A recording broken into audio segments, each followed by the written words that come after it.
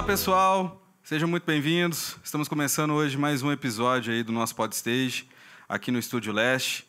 E hoje, ao meu lado, né, Rodrigo Brasil, nós vamos aqui conversar com um cara maravilhoso, que tem uma história muito foda e que eu estava ansioso por essa conversa e tem muita coisa boa para falar para vocês hoje. Então, estamos hoje aqui com André Cabello. Seja bem-vindo, André. Boa, eu que agradeço o convite aí, né? E bater papo é sempre revigorante, né? Ainda mais nesse momento agora que a gente não tem tanto isso ao vivo, assim, igual a gente está aqui, né? Então, um prazer. Espero que o assunto seja interessante. A vida tem sido, né? Vamos ver se o assunto vai ser também. Com certeza. Prazerão. Rodrigo. Cabeleira, apresente-se aí para quem ainda não o conhece. Bom, toma aí. Eu sou André Cabello, né? Esse ano é um ano até interessante, porque fazem exatamente 30 anos que eu decidi parar de estudar e abandonar a escola e encarar o mundo do áudio, né? Foi em 91 que eu comecei, então estou nessa aí como técnico de som, como músico, que veio um pouco antes disso, né? Já sempre na cena mais do som pesado, que é onde eu me identifico mais musicalmente. Mas essa parte técnica, né, atendo aí, trabalho com grande parte da cena, né, do nosso estado. E você falando, já começa aí, por favor, você falando do som pesado, assim, como é que foi o início dessa onda ali, que foi aquele um boom, sobretudo aqui em Minas, né, do heavy, exatamente, né, segunda metade dos anos 80. Foi, o meu caso começou em 82, especificamente. Eu tive o primeiro contato com rock mais pesado. Foi um disco do Deep Purple, que eu escutei. Não era um disco, era uma fita de um disco. Era uma fita cassete de um disco do Deep Purple. E aí, Machine Head. Aí eu escutei aquilo e falei... Que naquela época, assim, você escutava a fita em cassete, você não sabia como era a capa, como eram os caras, nada, né? Eu escutei uma coisa totalmente nova, sem uma cara, né? Que eu não sabia quem estava tocando aqui. Não tinha como falar quem é esse cara, não dá, né?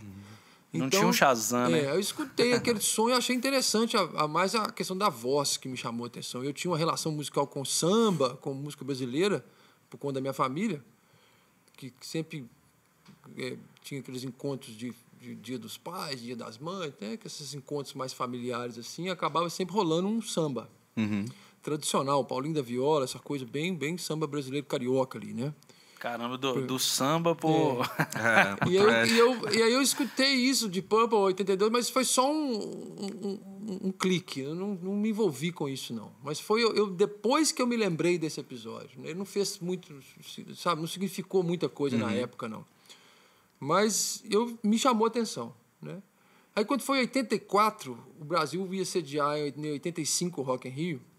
E aí foi aquele bombardeamento de informação sobre música pesada que não existia no Brasil. A Globo passava, a Bandeirantes passava clipes de Scorpion, de AC/DC, de Iron Maiden. Que a galera que ia estar aqui... Exatamente, isso foi o pré-Rock in Rio. Foi em 84, quando já estava sendo anunciado o cast que ia acontecer. E por ser um festival inédito, né, assim, em todos os aspectos, eu, moleque de 14 anos na época, falei, pô, isso é legal. Né? Aí eu lembrei do Deep Purple. Falei, aqueles caras lá, aqueles caras lá, é a turma daquele cara que eu vi lá.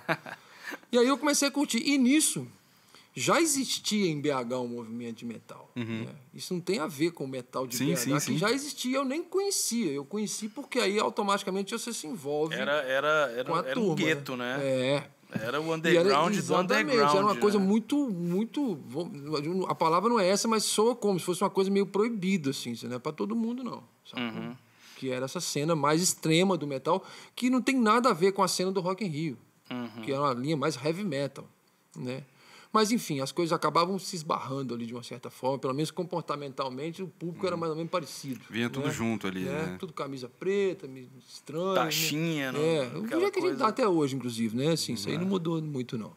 Mas a gente se identificou. E aí eu conheci o som de Belo Horizonte, que não, confesso, na época não me chamou atenção, até mesmo porque era quem era? E quem era naquela época? Ataque Epiléptico? Dessa época? A primeira banda que eu escutei de BH foi Kamikaze. Kamikaze. Que, inclusive, também não tem muito a ver com a cena tradicional do thrash, do metal mais extremo. Heavy, Os né? caras tá mais pra linha das bandas que estavam no Rock in Rio.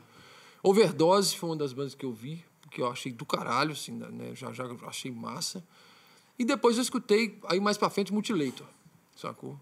Parei por aí, assim. E aí, Sepultura, logo quando saiu... Eu não ouvi o Sepultura... Pregresso. É o que começou, o que os caras começaram. Eu escutei do Sepultura já o Split com Overdose. Aquele que hoje é um disco raro, né? O Bestial Devastation. Encontrar, né? Então, aí eu escutei e achei também, não curti muito, não. Assim. Eu preferi o Overdose, que era mais cantado, vocal, assim, sacou? E nisso eu já estava me envolvendo com tocar já um pouco antes. Essa coisa da minha família lá, eu te falei, em 82, ali eu já tinha um contato com violão, já gostava do negócio. E aí foi uma mistura, uma salada louca disso, porque tinha essa coisa do samba, veio essa linha forte do heavy metal, mais do que do metal, mas também tinha o pop nacional que eu curtia. Eu gostava de Plebe Rude. Eu gostava Concreto já rachou. Sacou? Eu gostava de Ira. Né? Eu gostava dessas bandas que era pop rock. Eu gostava de Capital Inicial, sacou? Que era o rock. Tipo assim, então... tudo isso foi que, né? Aí eu comecei a tocar mesmo quando foi em 86. Eu já tinha uma bandinha. Né? A gente fala bandinha porque era bandinha mesmo, né? Tocando ali na garagem. Literalmente, cara. E aí, a gente precisa gravar para fazer sucesso logo, gente. E essa banda, qual que era? Na época, cara, isso aí é até uma questão que envolve uma discussão, porque tem um tempo isso aí, a gente tem já tentando saber exatamente qual era o nome da banda. Nesse período tem um buraco aí que a gente não sabe qual banda era. Entrar mas acordo, era essa, né? Ou era aquela? Que esse foi 85 ou foi, sacou? Já era um problema de data aí.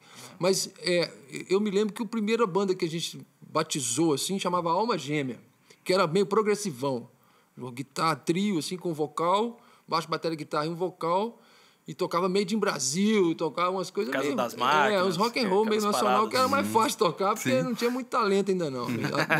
Então tinha que pegar 3 acordes ali para fluir logo. E aí fomos procurar lugar para gravar em 87, precisamente, que foi no estúdio do Haroldo Ferretti, que nem existia Skank na época, ele estava começando. Ele e o Bruno, o irmão dele. Que já era lá na casa? Já era lá em cima, no Santa Lúcia. A gente olhou no catálogo, com as páginas amarelas, estúdio de gravação.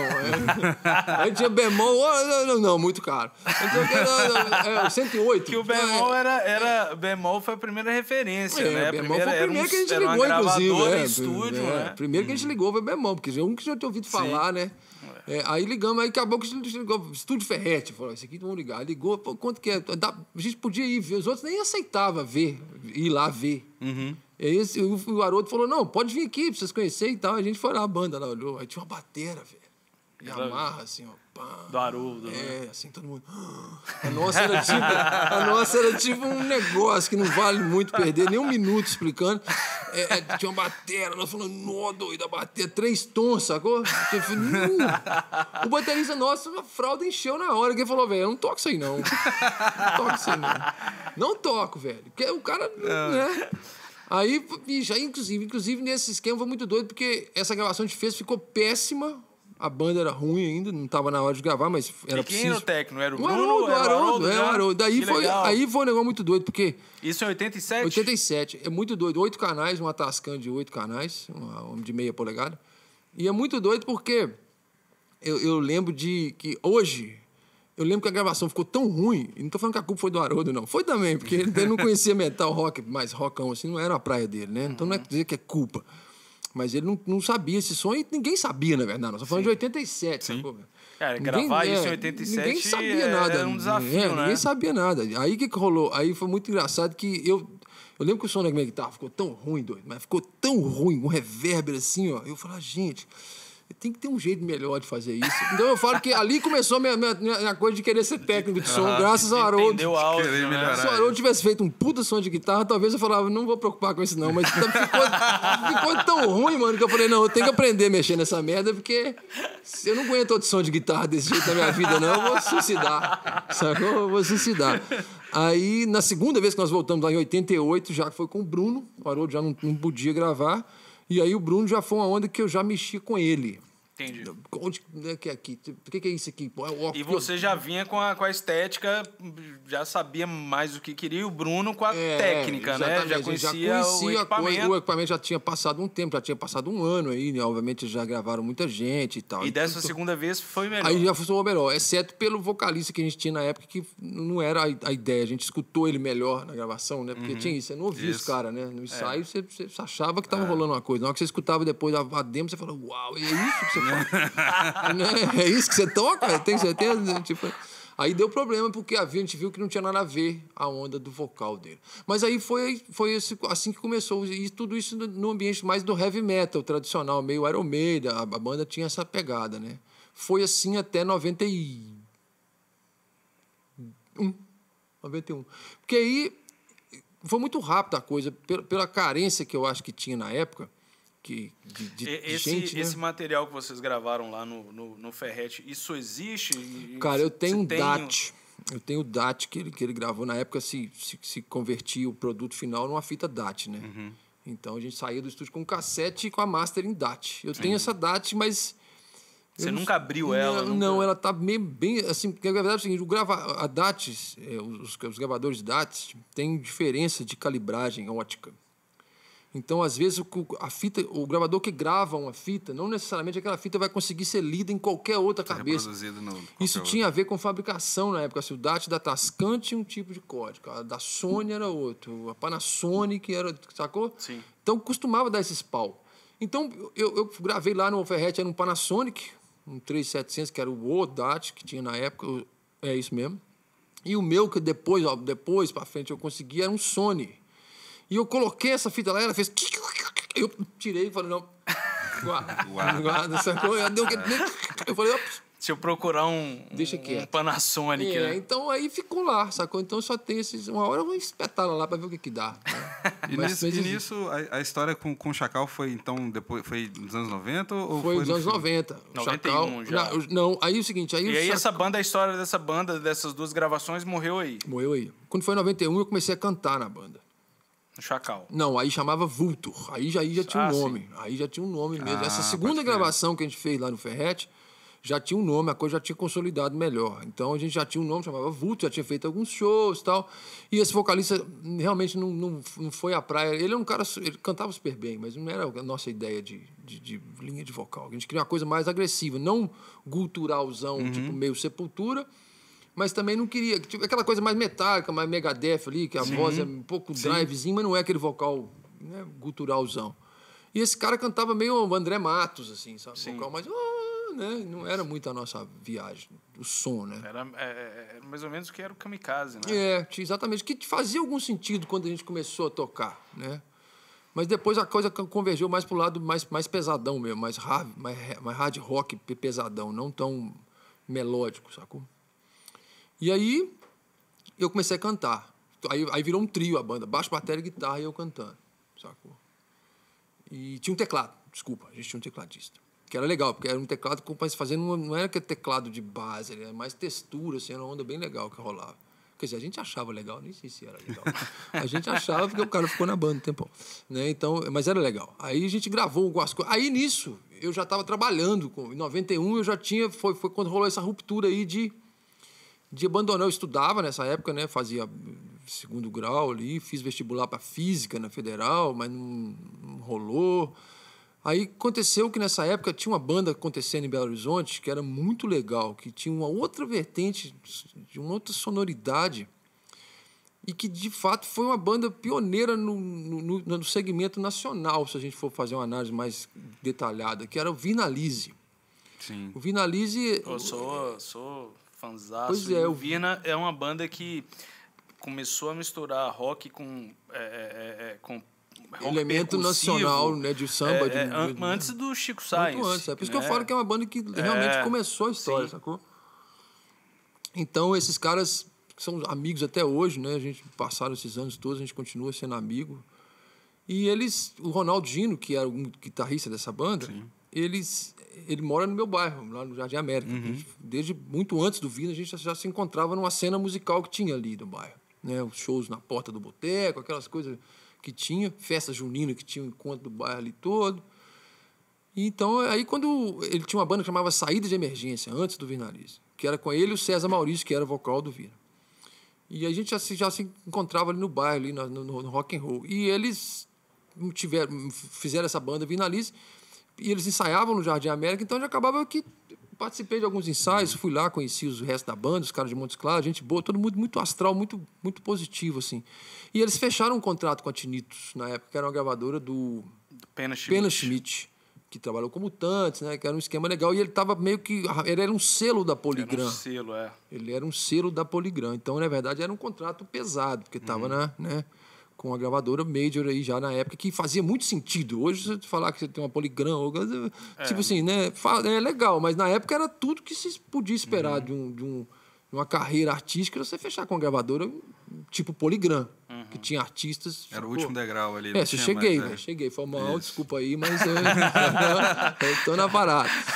Então, tipo assim, e aí eles precisavam de alguém pra acompanhar. Eu já conheci os caras, já tinha acompanhado eles em alguns shows. Aí foi a coisa que eu falo que foi a ruptura, porque nessa época... Mas você acompanhou o Vina de que forma? Como músico ou como técnico? Como técnico. Como hold, técnico, carregador, né? E tudo. técnico de PA. Assim, na verdade... No começo eu era mais hold mesmo. Sacou? Eu lembro que eu dava uma moral no PA, se explicava, porque como eles tinham uma sonoridade que não era uma sonoridade assim, eu meio que dava um toque no cara do PA, porque eu não sabia. Eu tinha dúvidas mais do que certeza, né? Então eu falava, eu sei que aquilo ali aumenta, né? Esse aqui tá... Mas aí eu vi um hack, né? Que naquela época tinha aqueles hacks analógicos, eu olhava aquilo e falava, e aquilo ali, né? Tipo, mas... E eu dava uns toques, falava, a percussão é assim, então as guitarras abrem, sacou? Eu já conhecia a estética da banda, então eu dava um toque no cara do PA e fazia hold, trocava corda. O Ronaldo arrebentava corda pra caramba. Ele tinha uma Gibson, que ele tem até hoje, e uma Charvel, que também ele tem até hoje. E eu lembro que a mão dele direita é muito pesada, aí arrebentava a corda, tinha que trocar corda no meio da show. Aí eu meio que... Aí mais pra frente eu comecei... Aí eles foram para São Paulo, eu fui para São Paulo. Aí foi muito doido, porque eu tinha 20 anos de idade na época. E é muito doido, porque nós estamos falando de 91. Eu comecei a minha história toda, tipo, em 86, 80, sacou? Você já é era muito um veterano, rápido. Não, né? e era muito rápido. Você fala hoje, você fala, são 4 anos, né, bicho? É tipo assim, 4 anos minha vida... Mas na época parecia que eu já tinha... Decolado. Era velho, né? O cara experiente do áudio, né? Tipo, não, né? Mas era muito doido. E aí acabou que eu fui para São Paulo, conheci um monte de gente, conheci artistas grandes na época, porque o Vinalize, ele foi meio que... Ele se tornou um... E de Minas, ele meio que, dos anos 90, ele abriu a porteira, né? Abriu a porteira. Para tudo que viria depois, né? Que para a geração que chegaria em 94. Exatamente. Que chegaria nacionalmente, né? Exatamente. Que é Skank, Jota, Patufu. Exatamente. E eles tiveram uma onda legal, porque eles fizeram a MTV, que na época era tudo que podia acontecer de bom para um artista. Eles fizeram a MTV olhar para Minas Gerais. O Vinalize, ele foi muito bem aceito na MTV. O Vina botou o pé na porta. Exatamente. Assim, o Vina tem a mesma responsabilidade dessa coisa de abertura, se a gente comparar a linha mais pop, rock, como o Sepultura teve pro metal. Só que o Sepultura foi uma coisa mais global. E o Vina é uma coisa nacional. Sacou? Que fez Minas realmente... Aqui a gente tem essas coisas, né? O Clube da Esquina tem uns caras assim, o metal tem uns caras assim, o pop... Mas que o mercado em si, ele não se sustenta, mas ele expõe um monte de gente. Só um pequeno parêntese, né? A gente estava falando disso outro dia, sobre como Minas Gerais, como se criou um hiato musical nos anos 80 aqui. A única coisa que o Estado exportou, isso numa época que São Paulo revelou banda pra caramba, que o Distrito Federal revelou banda pra caramba, que Rio de Janeiro revelou banda pra caramba, que o sul do país revelou gente pra caramba, e daqui não saiu ninguém. E veio Sepultura que foi pra fora. Então, foi um hiato, né? Então, o Vina foi a primeira a chegar e botar o pé na porta e quebrar esse... Né? E é muito doido porque com uma estética completamente diferente daquilo que vinha, né? Os caras tiveram realmente uma sacada musical muito legal, que até hoje funciona, né? Muito doido isso, né? Tipo assim, não é uma coisa que foi datada. Que é uma coisa... Não, que pelo contrário, né? Criaram... antes dele, evidente que já haviam outros artistas que faziam misturas, mas aquela mistura ali percussiva, da música regional com rock, né? E o Vina tem uma história da percussão que ela já houve essas experimentações na música em outras etapas, em outras fases, né? Mas o Vina pegou a percussão de frente do samba. É diferente isso aí, porque você pegar... O Vina era repinique, reco-reco, sacou? Não é aquela percussão de base, é a percussão de ataque da escola de samba. Isso muda. Isso é que talvez tenha colocado a galera meio que num primeiro momento... E ao mesmo tempo falava, sacou? Rola. Assim, você pegava a guitarra e o César com reco-reco, com o microfone, passando um pedal de guitarra que virava um inferno. Não é o... Uau! Que você fala, no primeiro momento você fala, não, gente, mas pera aí. Aí César, e sem falar as letras nele, né? É uma cria do pós-punk, né? Exatamente. O César é uma cria perfeita do pós-punk. Não é aquele intérprete, mas é um cara, um puta frontman, um puta letrista. Que cara que entrega 100%. E um cara fantástico de palco. Né? Eu lembro que o Vina foi isso. E na minha vida foi um negócio muito importante, tecnicamente falando, porque eles de um mês tocando em Belo Horizonte... Você chegou a fazer aquele show com o Vina e Marco Ribas na Argentina? Fiz. Bicho, esse show... foi sensacional. O Vina fez isso que eu estava falando, exatamente isso. Para chegar até nesse lugar, o Vina, ele de um mês tocando no Western House aqui em Belo Horizonte, a gente estava tocando no show de São Paulo no Olímpia. Sacou? Sim, foi rápido, né? Isso me obrigou, e obrigou todo mundo que estava na parada acompanhar, a tipo, se profissionalizar sem método. Você tem que aprender a ser músico de gravadora, que tem schedule mesmo, que tem hotel, que tem road, que tem chegada. Tinha uma produção, tipo, né? De uma banda que tocava no boteco e um ano depois você estava tocando nos grandes palcos. Até que chegamos nesse palco sensacional em 95. Qual palco? No palco do Monsters of Rock. Em São Paulo, que teve uma edição na Argentina. Era uma semana depois em Buenos Aires. São Paulo e uma semana depois em Buenos Aires com o mesmo cast. E aí... Aí é doido, porque aí o patamar sobe um tiquinho mais. Você está acostumado já com a cena nacional, você estava tocando com o Chico Sainz, com as bandas que estavam tocando na época ali. Aí, de repente, você está no mesmo hotel com o Ozzy Osbourne. Aí você fala, opa! Né? Com o Alice Cooper, com o Faith No More, com essa galera. Bandas, né? E a gente totalmente fudido da jogada, né? Assim, tava lá, mas aquele bicão da festa, sacou? Você tá ali só porque alguém falou que você tinha que estar, né? Então, a verdade é que todo mundo cagava pra gente, cara. Né? Assim, pra gente e pros iguais a gente. Sim. Tinha mais gente nesse grupo. Vocês tocavam de dia, né? Não. Teve uma situação, cara, muito doida. A gente foi fazer a passagem de som o show do Brasil foi no Pacaembu. Aí a gente ia abrir e o Megadeth tava passando som antes da gente. Aí os caras punham aquele paninho assim pra tampar a montanha de equipa do Megadeth lá no fundo. E sobrava, tipo, a frente do palco, né? Pra você se virar. E a gente não tinha técnico de monitor. Nessa hora, eu fazia o monitor, ajustava o monitor corria pro PA e, tipo, vai aí, né? E aí foi muito doido, porque quando a gente começou a passar, tinha um full stack de guitarra pra cada guitarrista, a gente achou do caralho, foi estar acostumado a tocar com uma caixa, só tinha duas caixas pra cada um. Falou, hoje o pau vai quebrar, só que era o Pacaembu, né? Tipo, aí... E o Megadeth com um edifício de caixa de som lá atrás. Aí os caras começaram a passar som, velho, de guitarra deles, na hora da nossa passagem. O cara tocando o som da guitarra nos ampli, engolia o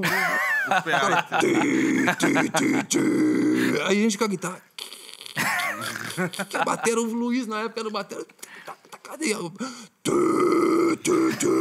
você fala, bicho, tá acontecendo. Ele não via, né? Porque tinha aquele panão preto.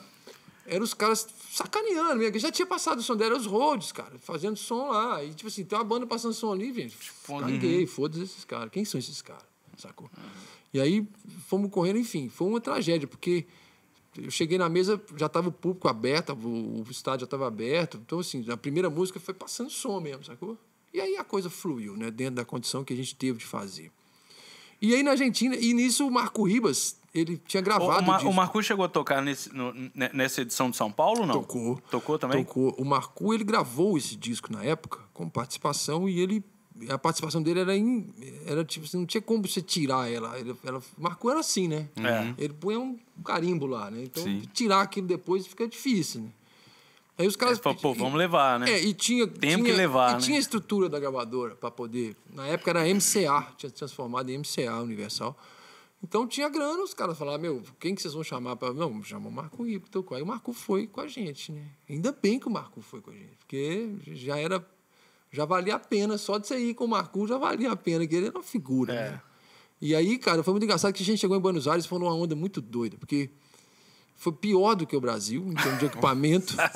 Foi tosco, bicho. Eu lembro que eu cheguei na mesa, depois de fazer esse corre todo do palco, ajustar as coisas. Cheguei na mesa, tinha uma mesa soundtracks de 24 canais com um multicábio em cima dela, assim. Falei assim, vai aí, velho, liga esse multicábio aí. Se vira aí. Eu lá, assim, olhando, fazendo um patch da mesa. Aí o cara me deu, tipo, não tinha um periférico, velho, era... Só a mesa. No pelo, sacou? Caramba. E foi embora. Mas foi até mais legal, porque, tipo assim... Pro Vinalize, que era uma banda mais sujona, o som ficou mais tosco, sacou? Ficou mais podrão. E eu já sabia, porque eu já tinha um show antes. Porque o grande lance que acontece quando você faz som, e aqui nós estamos entre amigos que conhecem do que eu estou falando, você tem duas... A gente, na condição técnica, a gente tem... Isso eu falo hoje, 30 anos depois, né, gente? Eu falo, na época eu não sabia isso, não. Mas você tem que aprender a fazer som alto. Sim. É diferente você fazer som no teatro. É diferente você fazer um som para 50 pessoas em silêncio, ou 200 que seja, todo mundo sentado assistindo o show. E outra coisa, você está num bando de maluco gritando igual louco, você tem que imprimir um volume gigantesco. Então, você trabalha com o sistema num lugar que, mais e mais, você tem que ter controle da situação. Quanto mais alto vai o som, mais controle o técnico tem que ser. Tem que ter e para ter esse controle, tem que ter conhecimento de prática, né? Não é um conhecimento que você toma um comprimido ali e sabe fazer. Então, na época, eu não tinha isso, né? Aí, um show depois, eu não sabia, mas eu pelo menos sabia que isso existia. Que era diferente de fazer um show numa casa fechada. Quando eu peguei o Pacaembu, que eu bati o bumbo, ele vinha 1 nanosegundo depois. Você escutava o kick da pele lá assim, ó. E vinha o PA depois. Você fala, opa, é assim então? É, pai. Tem que, sacou? Aí eu lembro que o Valtinho, que era o cara da Gabi Som, que viu que o meu olho tava branco, né? Sabe aqueles Bob Esponja que fica derretendo? Eu tava derretendo, assim, ó. Uma mesa, a Mac Total Recall, que era a primeira... Isso em São Paulo. E o Valtinho falou assim, tá difícil aí, né, meu irmão? Eu falei, tá muito. Ele falou assim, é o seguinte, deixa eu fazer a banda e você faz a batera. Cuida da bateria, eu seguro as guitarras, baixo e voz, beleza? Beleza. Aí e ele lá, tranquilaço, pô, fazendo aquilo, sempre fez isso. E eu lá, o cara trabalhava com a Gabi, que só faz evento desse tamanho. Aí eu tô lá, tipo, bumbo, ele, mas bumbo, pode pôr. Eu, acende o vermelho, vai. Aí agora o bumbo tá bom, agora você abaixa um pouquinho. Sacou? Tipo, dando aula mesmo, assim, 40 mil pessoas no lugar. Tipo assim, não é... Isso, show rolando. Show rolando, velho, não teve passagem de som. A passagem de som foi o que eu usei o tempo de passagem, nós passamos... A gente palco, e o Megadeth, né? Lá, os caras, né, quebrando o galho. Vocês e os roads do Megadeth. Aí, bicho, então assim, só que eu já tinha entendido, foi o suficiente para eu entender que a coisa é por aí. Então, quando eu cheguei em Buenos Aires, que eu estava num sistema infinitamente pior, o PA era bom e tudo, mas... Tecnicamente, o país estava estranho, A gente julgou um LR... Era naquela época ali... tinha uma Gabi Som aqui. Tinha. Né? Não tinha uma empresa desse porte assim na Argentina. Não tinha. Eu lembro que o PA era bom, era grande pelo menos, tinha som, né? E tinha uma mesa legal, tinha 4 mesas legais para os headliners e tinha essa Soundcraft para o povão. Só então. Que como eu era a primeira banda, eu tive que ligar a mesa, né? Tipo assim, cada um com seus problemas, filho. Você que vai usar ela, então liga. Sacou? Aí eu tipo, pet. Só que eu já sabia dessa coisa do volume, né? Assim, eu já tinha entendido isso lá. Essa lição eu saí com ela de São Paulo. Graças ao Valtinho. Se estiver ruim, mas fica alto, sacou? Você tem gente para ouvir, né? Sim. Então... Você tem que cobrir o espaço. Aí eu começo, nesse momento, a entender que o negócio é o seguinte, você tem que fazer o som pro lugar. Não adianta você saber fazer som. Você tem que saber fazer som para cada lugar que você vai estar, né? E aí foi aonde que eu fiquei anos fazendo show... com eles e com outras bandas, nessa estrutura, até que eu cansei. Eu falei, não, eu quero fazer som baixo. Caramba. Que aí eu mudei minha vida, sabe? O Lapa que é nosso convidado, nosso escondido. Convidado. Fala comigo, oculto. Fala comigo, Lapinha. Ô, Cabelo, antes de você partir aí, né, para esse para esse ponto aí do fazer o som baixo, teatro, tipo, cansei das bandas tocam alto. O Ratos de Porão foi em que momento? Ainda bem que você me lembrou disso. Que esse é um momento... Esse foi nessa mesma época, cara. Foi muito doido, porque a gente estava gravando um disco em São Paulo. Aliás, a história do Ratos foi o seguinte. O Pedrão, que era host do Capital Inicial, produtor e host do Capital Inicial, e o Capital tinha uma relação muito boa com o Vina, as equipes técnicas se encontravam, a gente estava sempre fazendo shows com esses shows. Na época tinha muito show de rádio, né? Show da 89 FM, show da 107, show da 98, tinha esses negócios que rádios faziam festivais. Então as bandas se encontravam ali direto. Sim. E o Pedrão era um cara muito, muito astral, assim. É um cara, tipo assim, ele chega, ele é aquele cara que... Muda o ambiente. O ambiente fica bom, né, com o Pedrão lá. Não que estivesse ruim, mas fica melhor com ele. E ele, nessas de encontrar tal, eu estava fazendo um evento que chamava Festivalda, que era um festival. São né? Paulo, né? Teve aqui, teve aqui também. Teve aqui, teve São Paulo, teve esse, foi na Praia do Rio, acho que... Não, foi em Guarujá. E aí tava tocando, o Pedrão era stage manager desse festival. E ele, nessa época, já tinha saído do Capital e estava com Ratos. E a gente já se conhecia dessas histórias de camarim aí e tal. E eu tava fazendo o PA pro Vina, que era uma das bandas convidadas. Aí o Pedrão chegou para mim e foi muito engraçado. Nessa época, o Mamonas Assassino estava estourando. E o técnico de PA do Ratos tinha ido pro Mamonas, que fazia muito mais show. O Macarrão? O Macarrão. Ele tava fazendo Mamonas. Aí o Pedrão falou comigo, como é que você tá semana que vem? Eu falei, tô na área aí. Ele falou, tem um show do Ratos, você não topa segurar, não? Eu falei, vambora. Ele falou, como é que é o esquema? Eu falei, não, a gente vai sair de São Paulo, Buenos Aires, 3 datas. MTV na estrada. Eu falei, vambora. Aí foi meu esquema com o Ratos. Isso foi em 96, né? Um ano depois desse esquema do Monster of Rock e tal. E nessa aí, um ano, eu tinha feito muita coisa nesse período, então já estava bem confiante no trabalho de técnico de som para essa formação rock, volume, pá, né? Tipo, esse perfil aí, né? Que é mais roots, assim. E aí a gente foi para Buenos Aires, era um esquema da MTV, tinha um programa da MTV que chamava MTV na Estrada. E aí viajavam um produtor, 2 câmeras e a banda, né? E aí chegamos em Buenos Aires, bicho, uma loucura. O Ratos é foda, cara. O Ratos é uma banda, tipo assim, ele é muito intenso, tudo. Nessa época, eu falo dessa época, que foi quando eu trabalhei com eles, né? Tava na época do disco Feijoada Acidente, era a turnê desse disco, que era um disco de covers, que eles fizeram de cover de bandas punk aí, fora. Nessa época, o baterista já era o... Era o Boca. Né? O baixista era o Rafael Pica-Pau, o João na guitarra, João Gordo e o Boca. Né? Então a gente viajou, e o Pedrão, que era da banda praticamente. E a gente viajou, cara, e foi muito doido, porque a gente chegou, era um show de uma rádio lá em Buenos Aires, chamava Rock and Pop. Aí os caras chamavam a rádio Robocop. Jogou os caras zoando. Os caras eram zoação demais. Aí eu lembro que o Ratos é grande na Argentina, assim, tem um público forte lá. Quando acabou a entrevista, tinha uma galera na porta da rádio, assim, pegando autógrafo, aquele negócio todo. E tinha uma situação que foi muito legal, que a gente foi ver isso na MTV depois. O Gordo perdeu. Na época você andava com pasta de CD, você lembra? Sim. Você viajava com os seus CDs, né? Sim, você ouvindo seu disco. E o Gordo na saída da rádio, cara, naquela loucura toda, assinando coisa, assinou. Chegou no hotel, porra, caralho, pedi meu CD, roubaram minha porra, não sei o quê. Puta, dando chilique, tinha CD de tudo enquanto é banda, tomando um cu. Cara, eu acho que tem essa cena, inclusive na hora do furto no GW. Aí foi ver depois naquele documentário. Que ninguém roubou porra nenhuma, sabe o que aconteceu? Ele dando autógrafo, pegou e entregou pro cara. Assim. Tem a imagem. Tem a imagem dele, todo mundo... tem tipo, essa cena naquele... Tem essa cena no documentário GW, que é aquele documentário que conta a história do Ratos. Aí, tipo assim, o Gordo, tipo... fui eu que dei a porra do negócio. E quase morreu de ódio.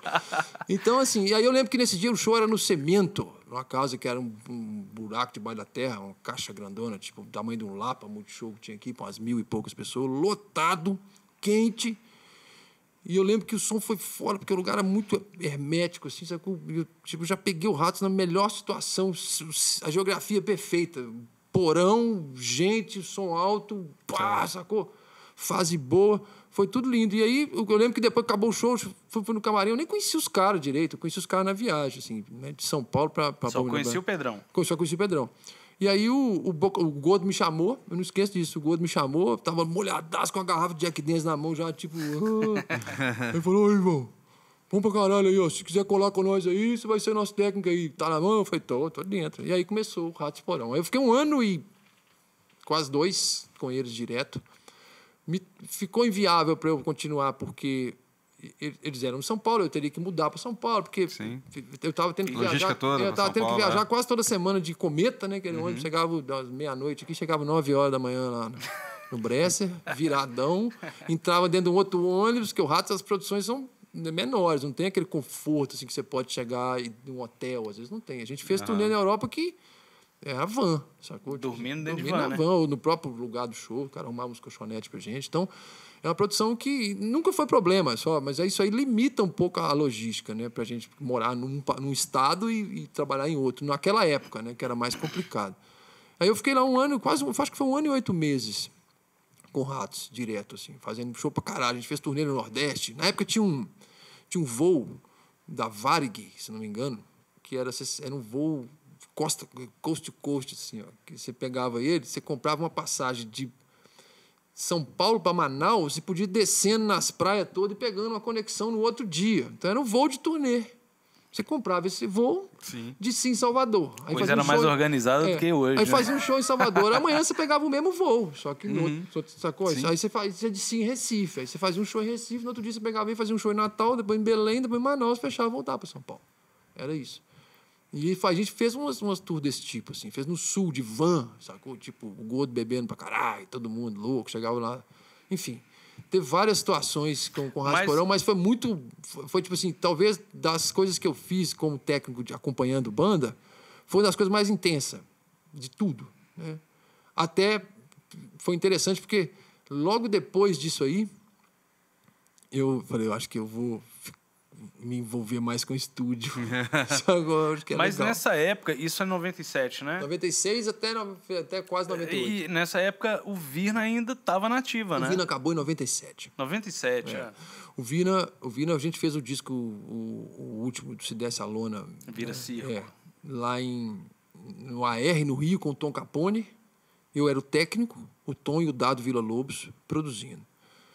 E aí, quando esse disco saiu, a banda já, né, esse disco foi pouco explorado, até, porque foi logo depois, foi em 96, em 97 a banda acabou. E nesse período, eu lembro que nesse período de 96, foi justamente quando eu fui para a Europa com Ratos, e eu lembro que já não tinha uma agenda tão cheia de coisas pro Virna aqui, sacou? Tanto que eu fui pra Europa, fiquei 2 meses na Europa com os caras e acho que não teve nada do Virna aqui. Eles tinham acabado de lançar o álbum, tava estranho já, né? Aí eles acabaram e depois começou... Aí depois veio o Radar Tantan, que eu trabalhei com eles também, veio o De Paula, que eu toquei com ele. O Virna virou 2 bandas, né? Virou o Radar Tantan e o De Paula. De Paula, E aí continua, né? Os caras continuam, inclusive, né, até hoje. Não essas bandas, mas as carreiras musicais continuam, todo mundo investindo nela. Mas foi muito doido, porque eu trabalhei muito nessa época, e aí eu trabalhava com bandas aqui em Belo Horizonte pra caramba. Tinha uma banda Chebe, que era uma banda meio que meio tocava baile, com todo né? mundo, assim, que até o Jean, que era batera do Sepultura, eu era batera dessa banda. Não era o Chevy que era de baile, não, né? Não, era um baile, mas não era um baile, fosse, né? Tipo, tinha DB Six e o Chevy, que era mais ou menos a mesma onda, assim. Sim.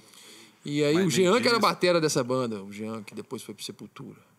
E nesse período também eu fiz umas coisas de Sepultura, o Stanley já estava no Sepultura, eu que era o técnico, eu fui sub dele algumas vezes lá. Mas aí já era uma fase que já foi dos anos 2000, onde eu já estava saindo fora dessa coisa do PA, dos showzão, eu já estava sacando que o desafio é maior do ponto de vista da profissão quando você tem que trabalhar com pouco volume. Eu comecei a achar que isso era mais interessante, sacou? Do que fazer som alto. É uma ciência, fazer som alto é muito mais física, química e biologia do que som baixo, que é muito mais a viagem da música ali, a nuance, sacou? Muito mais intimista. O PA... E nessa época, o Cabelo, 97, 98, você já tinha começado com a história de estúdio aqui? Já. Eu comecei estúdio em 94, na verdade. Já era o Engenho? Não, eu comecei estúdio, abri o meu CNPJ em 97. Foi meu CNPJ é de agosto de 97. Mas eu comecei em estúdio em 94 com o Rui Montenegro, lá no estúdio Gênesis. O Rui foi o cara que, se existe algum culpado, definitivamente é o Rui, assim. Porque eu fui acompanhar uma gravação, eu não tinha experiência nenhuma, isso anunciado com o Haroldo lá, de ir gravar diferente, né? Só de dar bicada ali.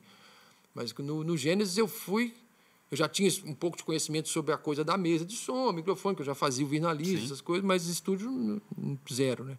Eu fui acompanhar uma banda de um brother, que era os Contras, que era uma banda punk que tinha em Belo Horizonte. Tem até hoje, inclusive. Eles estavam gravando e eles foram gravar no estúdio do Rui e me falaram, pô, vamos colar com a gente lá, vamos lá. Então eu falei, vamos lá.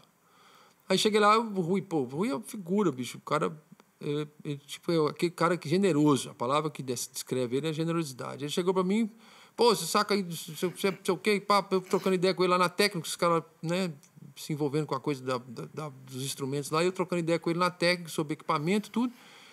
Começamos a gravar, aí ele falou comigo assim, cara, já tinha umas 2 horas que tava rolando a gravação, aquela coisa de meio que valendo, take ao vivão ali, no rolinho de 8, né, 8 canais.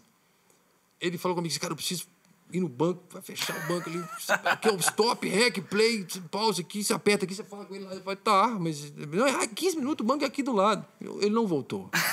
Não. Ele não voltou. O curso intensivo. Ele voltou, tipo, já no final do período, assim, os caras já tá fumando canetinha lá fora, assim, já. E falou, e aí, deu tudo certo?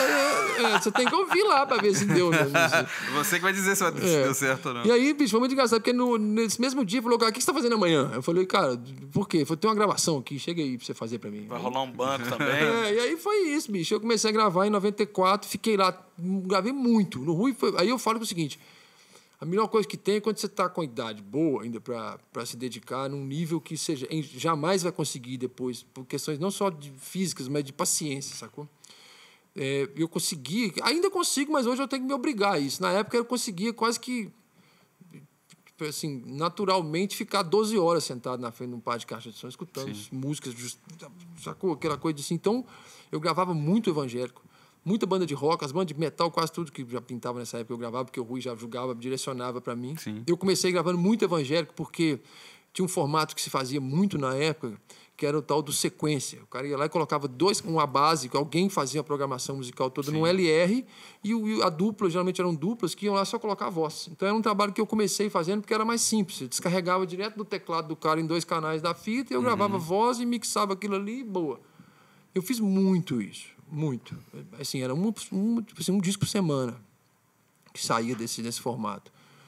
E aí o Rui tocava pra caramba, já tocava em 3 bandas na época, sei lá, ele tocava com um monte de gente. Então eu fui meio que assumindo a coisa da gravação no estúdio dele. Virou o técnico residente do estúdio, Gênesis. né? E aí muito doido, porque eu não tinha muita manha das mix mais complicadas, então algumas bandas eles pediam só pra eu gravar, e aí ele mixava e eu ficava lá sacando. Porque nessa época você tinha que reduzir a bateria, né? Tinha um negócio de... Tinha 8 canais, então você gravava a bateria em 6 canais e sobrava a guia em 1 canal e sobravam 2. Aí depois que você gravava a bateria, você mixava ela e gravava ela nesses 2 canais, pra você poder apagar e gravar o resto da banda. Aproveitar os canais. Então é o seguinte, você mixava a bateria antes de ter a gravação das outras coisas. Sim. Então você tinha que ter uma vidência, né? Assim, eu acho que o bumbo vai precisar ficar nessa altura, porque quando o baixo vier, né? Aí o Rui fazia isso, e eu aprendi, né, olhando e tal. Aí depois eu comecei a fazer as mix e tal, e aí foi muito doido, porque aí, quando foi em 96 foi o ano mais doido da minha vida, na verdade se eu tiver, tem um buraco assim. Tem uma vaga lembrança. Não, mas porque foi intenso demais, porque nessa época também eu comecei a gravar no Polifonia, que era o estúdio mais legal que tinha aqui. Eu gravei no João Guimarães, a última instância do João Guimarães, na Antônio Aleixo, que era máquina de 24 canais, microfone Neumann, estúdio que gravou o Kamikaze, sacou? Tipo, uau, eu tava gravando em todos os lugares, né? Gravei lá, gravei no 108, gravei em todos os estúdios. Aí você falou, pô, vou abrir o meu. Aí eu saquei que... foi muito doido, porque eu ia vindo daquela ressaca do Ratos de Porão. Estrada pra caramba. E tipo, cara, eu falei, não, o estúdio é mais doido. E ganhava-se melhor. A verdade é essa também. A gente não pode também falar que é só paixão. Obviamente, ela lidera a decisão, mas já se pagava... Não era quem que se pagava mais grana. Você tinha um volume de serviço maior. Você fazia um show, 2 por semana, isso tudo você gravava a semana inteira. Então, é simples a matemática, sacou? Então, eu falei, bicho, isso aqui é legal. E aí, de paralelo com isso, eu tinha lá na minha casa lá uns 2 tape deck lá que eu gravava umas bateras em um, reduzia na mesinha que eu tinha da Janine, já fazia umas coisas de ensaio no porão, onde a banda ensaiava, já alugava para outras bandas. Então eu falei, bicho, vou transformar esse estúdio num lugar de gravação. E isso foi em 96 para 97, foi nesse mesmo lugar. Aí quando foi em 97, que eu já estava com a sala meio que, já tinha separado, que era um quartinho só e um outro quarto de bagunça, assim. Aí eu separei, organizei como uma técnica e uma salinha, isso no porão da minha casa. E falei com meu pai, eu vou abrir um estúdio aqui e tal, vou montar um negócio e tal. Aí ele falou, beleza, mas se você vai montar um negócio, você tem que fazer um negócio direito, você vai ter que registrar, vai tirar o CNPJ, na época era CGC. Você vai fazer a documentação que tem que fazer para fazer um trem direito, né? Porque se é isso que você quer fazer, começa. Se é um negócio, faz um negócio. Então faz um negócio. Na época eu não entendi muito, não. Fiquei meio assim, tinha que gastar uma grana fodida para poder pagar esse povo. Falei, pô, esse dinheiro aí eu tava pensando em comprar uns cabos com ele. Comprar uns cabos, comprar um, sei lá, né? Mas não, tem que fazer. Aí, então foi isso, agosto de 97 que eu registrei a firma. E no começo era uma coisa meio. Tipo, não acontecia, porque eu trabalhava nos outros estúdios pra caralho. Pra ganhar grana, inclusive, pra montar a parada lá. E aí eu fui conhecendo o mercado. O legal disso tudo é porque eu fui vendo o mercado que eu tava me aventurando, né? Tipo assim, que você tá decidindo, você tá... É como se fosse aquela situação do vestibular, né? Você fala, eu vou escolher uma profissão. Eu já tinha escolhido ela. Uhum. Então eu tava vendo como é que seria lidar com isso de uma forma mais madura mesmo, pensando no negócio, né? E aí eu fui entendendo como é que funciona o mercado de Belo Horizonte, que eu saquei que, especificamente de Belo Horizonte, né, de Minas Gerais como um todo, mas comercialmente falando, a gente está mais inserido aqui, né? Sim. Então, eu comecei a entender muito rápido que, tipo assim, o limite que aqui impõe na nossa carreira, sacou? Uhum. Enquanto, globalmente falando, técnico, artista, locador, todo mundo que é a cadeia de eventos, né? A nossa estrutura cultural ela cria um impedimento, uma barreira natural para você chegar onde os outros lugares já estão. Quando a gente se compara com São Paulo, com Rio de Janeiro, com Recife, com Curitiba, sacou? Não estou falando só do eixo Rio-São Paulo, né? Tem outros pontos também. Definitivamente, a gente não é o pior do Brasil. Definitivamente tem cenários muito, né, piores do que o nosso em termos culturais, assim, de indústria cultural, não do produto cultural, né? Mas Belo Horizonte ele tem uma barreira, cara. Então eu saquei nessa época, eu falei assim, cara, eu vou ter que ralar muito para conseguir me sustentar e ser uma coisa viável, né? Ou então eu vou para São Paulo, que eu já conhecia uma galera, já sabia que lá o pau quebrava muito melhor do que aqui. Eu tinha essa porta. Tinha amigos lá, tinha bandas que eu já tinha trabalhado, já conhecia as pessoas. Nessa época eu já fazia turnês com banda americana que vinha para o Brasil, um escritório de São Paulo que trazia os caras. Eu fiz mais de 15 turnês com bandas dos Estados Unidos que vieram para cá e da Europa. Eu como técnico de PA, que era mais barato contratar um técnico aqui. Sim, então eu podia ir para São Paulo, ficar vivendo disso lá e me entrujar com o cenário de lá. Só que a gente é mineiro, né, velho? A gente gosta daqui pra caralho, sacou? Então a gente fica naquele lugar que, tipo assim, cara, tá... Aí eu entendo que essa é a nossa barreira. Uhum. Aí nessa hora eu entendi onde que... Sim. Por que existe isso? A gente não quer ir. Não é porque a gente não consegue, sacou? É porque a gente gosta daqui. Então eu peguei e falei, meu... Então... Tipo assim, aqui é mais informal, aqui é mais... Isso aí foi tipo os anos 2000, que eu tava naquela, tipo assim, eu vou continuar gravando nos outros estúdios, vou investir no meu mesmo aqui, que já tá aqui meio mais ou menos. Tal. O que eu vou fazer, sacou? Eu já tinha uma namorada que já tinha envenenado meu sangue. Eu falei, essa mulher vai acabar casando comigo. já tava sentindo que o negócio ia ficando sério, né? Já tá com... aí eu falei, eu vou investir no meu estúdio, sabendo das limitações do nosso mercado, assim, e julgando com isso. Eu não vou ficar aqui puto, porque, pô, Belo Horizonte é uma merda, que não, foi ao contrário, né? Tipo, a indústria, a indústria automobilística, né? Eu falo assim, nós aqui somos artistas, assim, não da ponta, mas estamos todos no segmento artista, de arte, né? De evento e tudo. Aí você chega e fala assim, não, eu estou no mercado de arte, né? Nós todos estamos. É igual o cara que tem uma oficina na garagem dele no bairro ali falando, eu sou da indústria automobilística. Não, filho, você não é da indústria automobilística. Você conserta carro. Tipo, a gente é de Belo Horizonte, a gente tem som, a gente faz show, a gente não é da indústria da música, a gente é da... Né? Mas isso não é ruim, não, ué. Tem oficina mecânica de bairro que é bom pra caralho. Sabe? É tipo, a minha viagem, eu falei, então eu vou ser uma oficina de bairro, mas eu vou ser bom. Sim. Eu vou fazer a melhor oficina de bairro Você do falou, bairro. pô, então vou investir no meu estúdio que já tá aqui. Porque eu pensei comigo assim, cara, eu vou entrar numa com São Paulo que já tem indústria, tipo assim, já tem uma indústria consolidada que já funciona, eu vou brigar com peixe grande lá, eu não tenho dinheiro pra isso. Né? Mas aqui eu tenho condição de começar num terreno que não tem muito isso ainda. Eu já pilotava todas as salas que tinha em Belo Horizonte, todas. Então, assim, as que eram comerciais, né? Sim. Então eu sabia exatamente como é que funcionava o mercado. O que não tinha. A maioria dos estúdios, e isso é um ponto de vista meu, ninguém precisa acreditar nele, mas a maioria dos estúdios, que ainda assim hoje existe assim, eles acabam sendo criados como um plano de negócio de alguém, como um investimento, que faz todo sentido. Sim. Mas geralmente a pessoa que monta o estúdio não é a pessoa que roda o estúdio, que opera o estúdio, sacou? Então você fica sempre na mão de quem? De um técnico. Era isso que eu era. Eu era um técnico, os estúdios não tinham técnico. Tinha eu, tinha o Tarso, tinha o Gauguin, tinha o outro brother, o Emir, nosso finado e querido Emir, tinha o Peron, Fernando Cabrito. Era essa galera, sacou? Que tinha. E eu era o júnior, né? Esses caras já eram sênior, eu era o júnior. Então, e aí os mesmos técnicos rodando em todos os estúdios, porque os estúdios não tinham técnico, que é aquela coisa que sempre existiu nos outros lugares que o estúdio funciona como mercado de trabalho, tem o técnico do estúdio. Então, eu peguei e falei, eu vou montar um estúdio e eu vou ser o técnico do estúdio. Eu vou saber gravar no meu estúdio. Eu vou até gravar no outro, tanto que eu não gravo no outro estúdio. Naturalmente, não foi uma coisa que eu falei, não, eu não gravo. Você começa afunilando e obtendo resultado. Na hora que você começa a obter resultado, as pessoas começam a buscar seu trabalho. Aí meu trabalho é onde? Meu trabalho é aqui. Ah, não, mas eu vou... Não, desculpa, não é que eu não quero. Eventualmente eu faço umas coisas até para poder mudar o clima meu assim, sacou? Tipo assim, você fala, não, eu vou gravar um disco ali. Vou respirar meus amigos, novos ares ali. Tia Anastácia, que é brother, desde a formação inicial deles lá, que eu já fazia som para eles.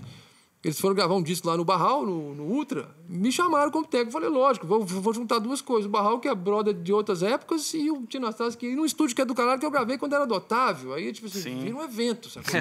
Mas eu não aceito, não é que eu não aceito, não justifica para eu sair do meu estúdio e fazer um trabalho fora. Porque eu não posso garantir o resultado, que é o resultado que as pessoas me procuram quando elas querem, né?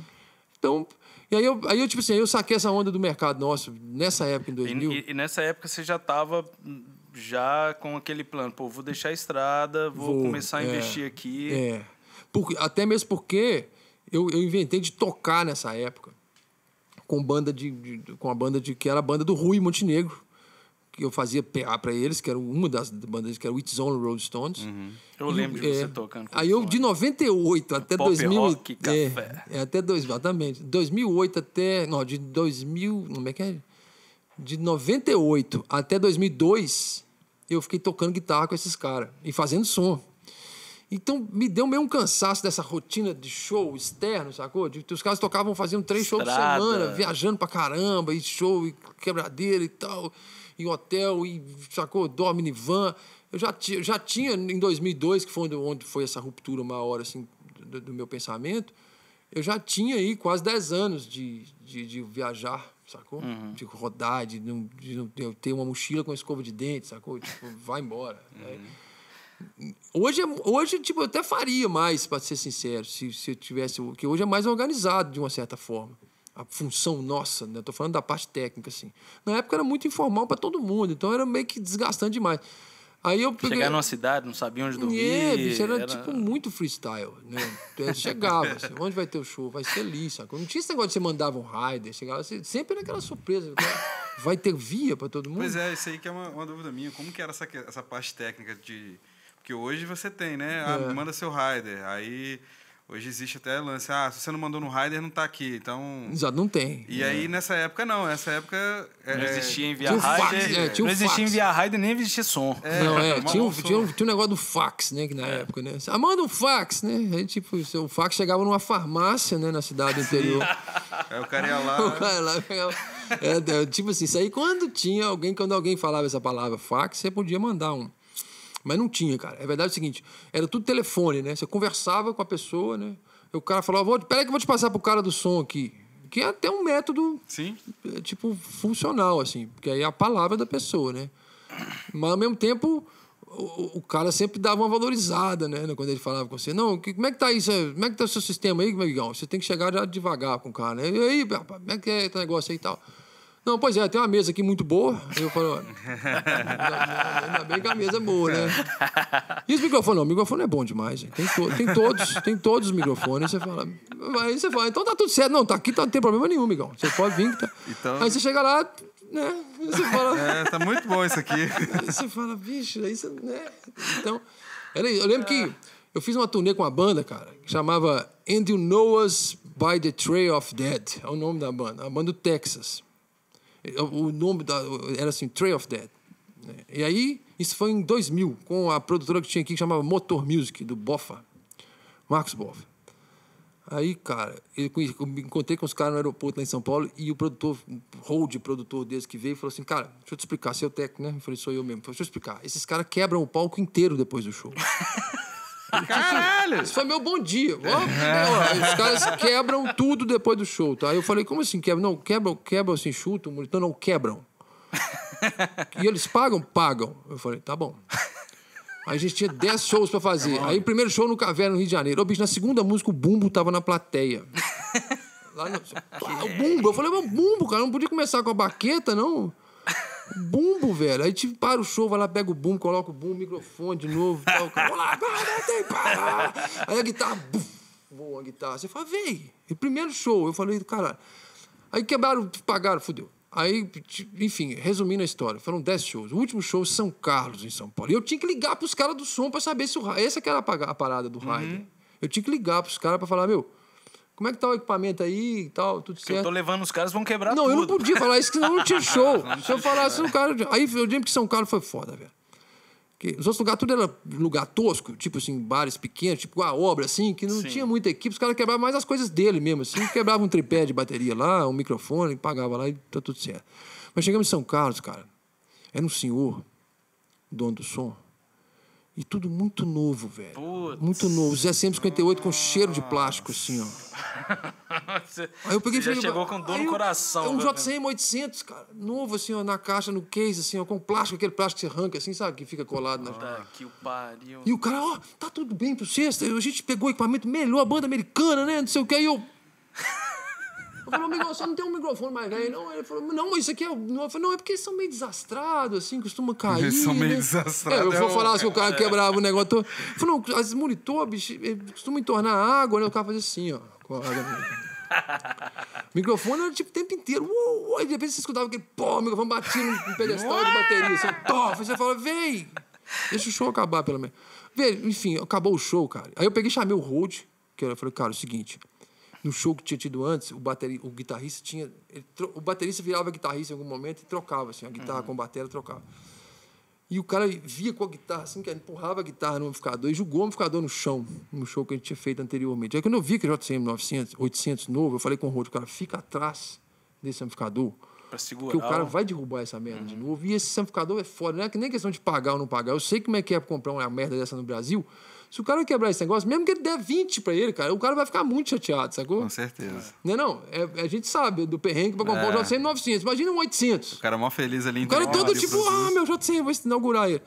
Aí o cara ficou lá atrás, assim, ó. Atrás do JCM. No final das contas, ele foi e não derrubou porque o cara tava lá. Mas enfim, cara, os caras quebraram pra caralho coisa. Aí o velho chegou pra mim e já assim, você sabia! Você sabia e não me falou nada! Eu falei, caralho. Eu não podia falar, porque você ia deixar. Eu falei, que aconteceu. Lógico que não! Eu falei, entendeu? Entendeu? Eu te pedi pra botar um 58 velho, cara. Ele falou, mas você sabia? Eu falei, sabia, te avisei. Te avisei. Inimigo mortal desse cara. E os caras, bicho, pagaram tudo. Também, pagou todo mundo, cara. Assinava o cheque lá, eles não ganharam nem R$1 no Brasil.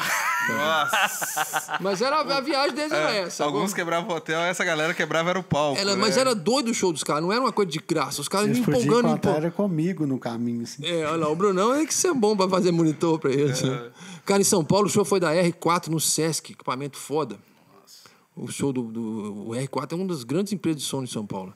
Aí na hora que o cara subiu no Clare Brother, que esse monitor Clare Brother, o cara subiu e ficou gangorrando no Clare Brother, assim, ó. Aí o técnico monitor Aí o produtor, o gringo, falou assim, dá uma gravata no cara. Não vai, não. Não vai, não. Aí foi com o cachorro assim. Ele falou, calma, ele vai quebrar algumas coisas. Ele não quebrou nada ainda. Aí o cara ficou louco do cara do som, né?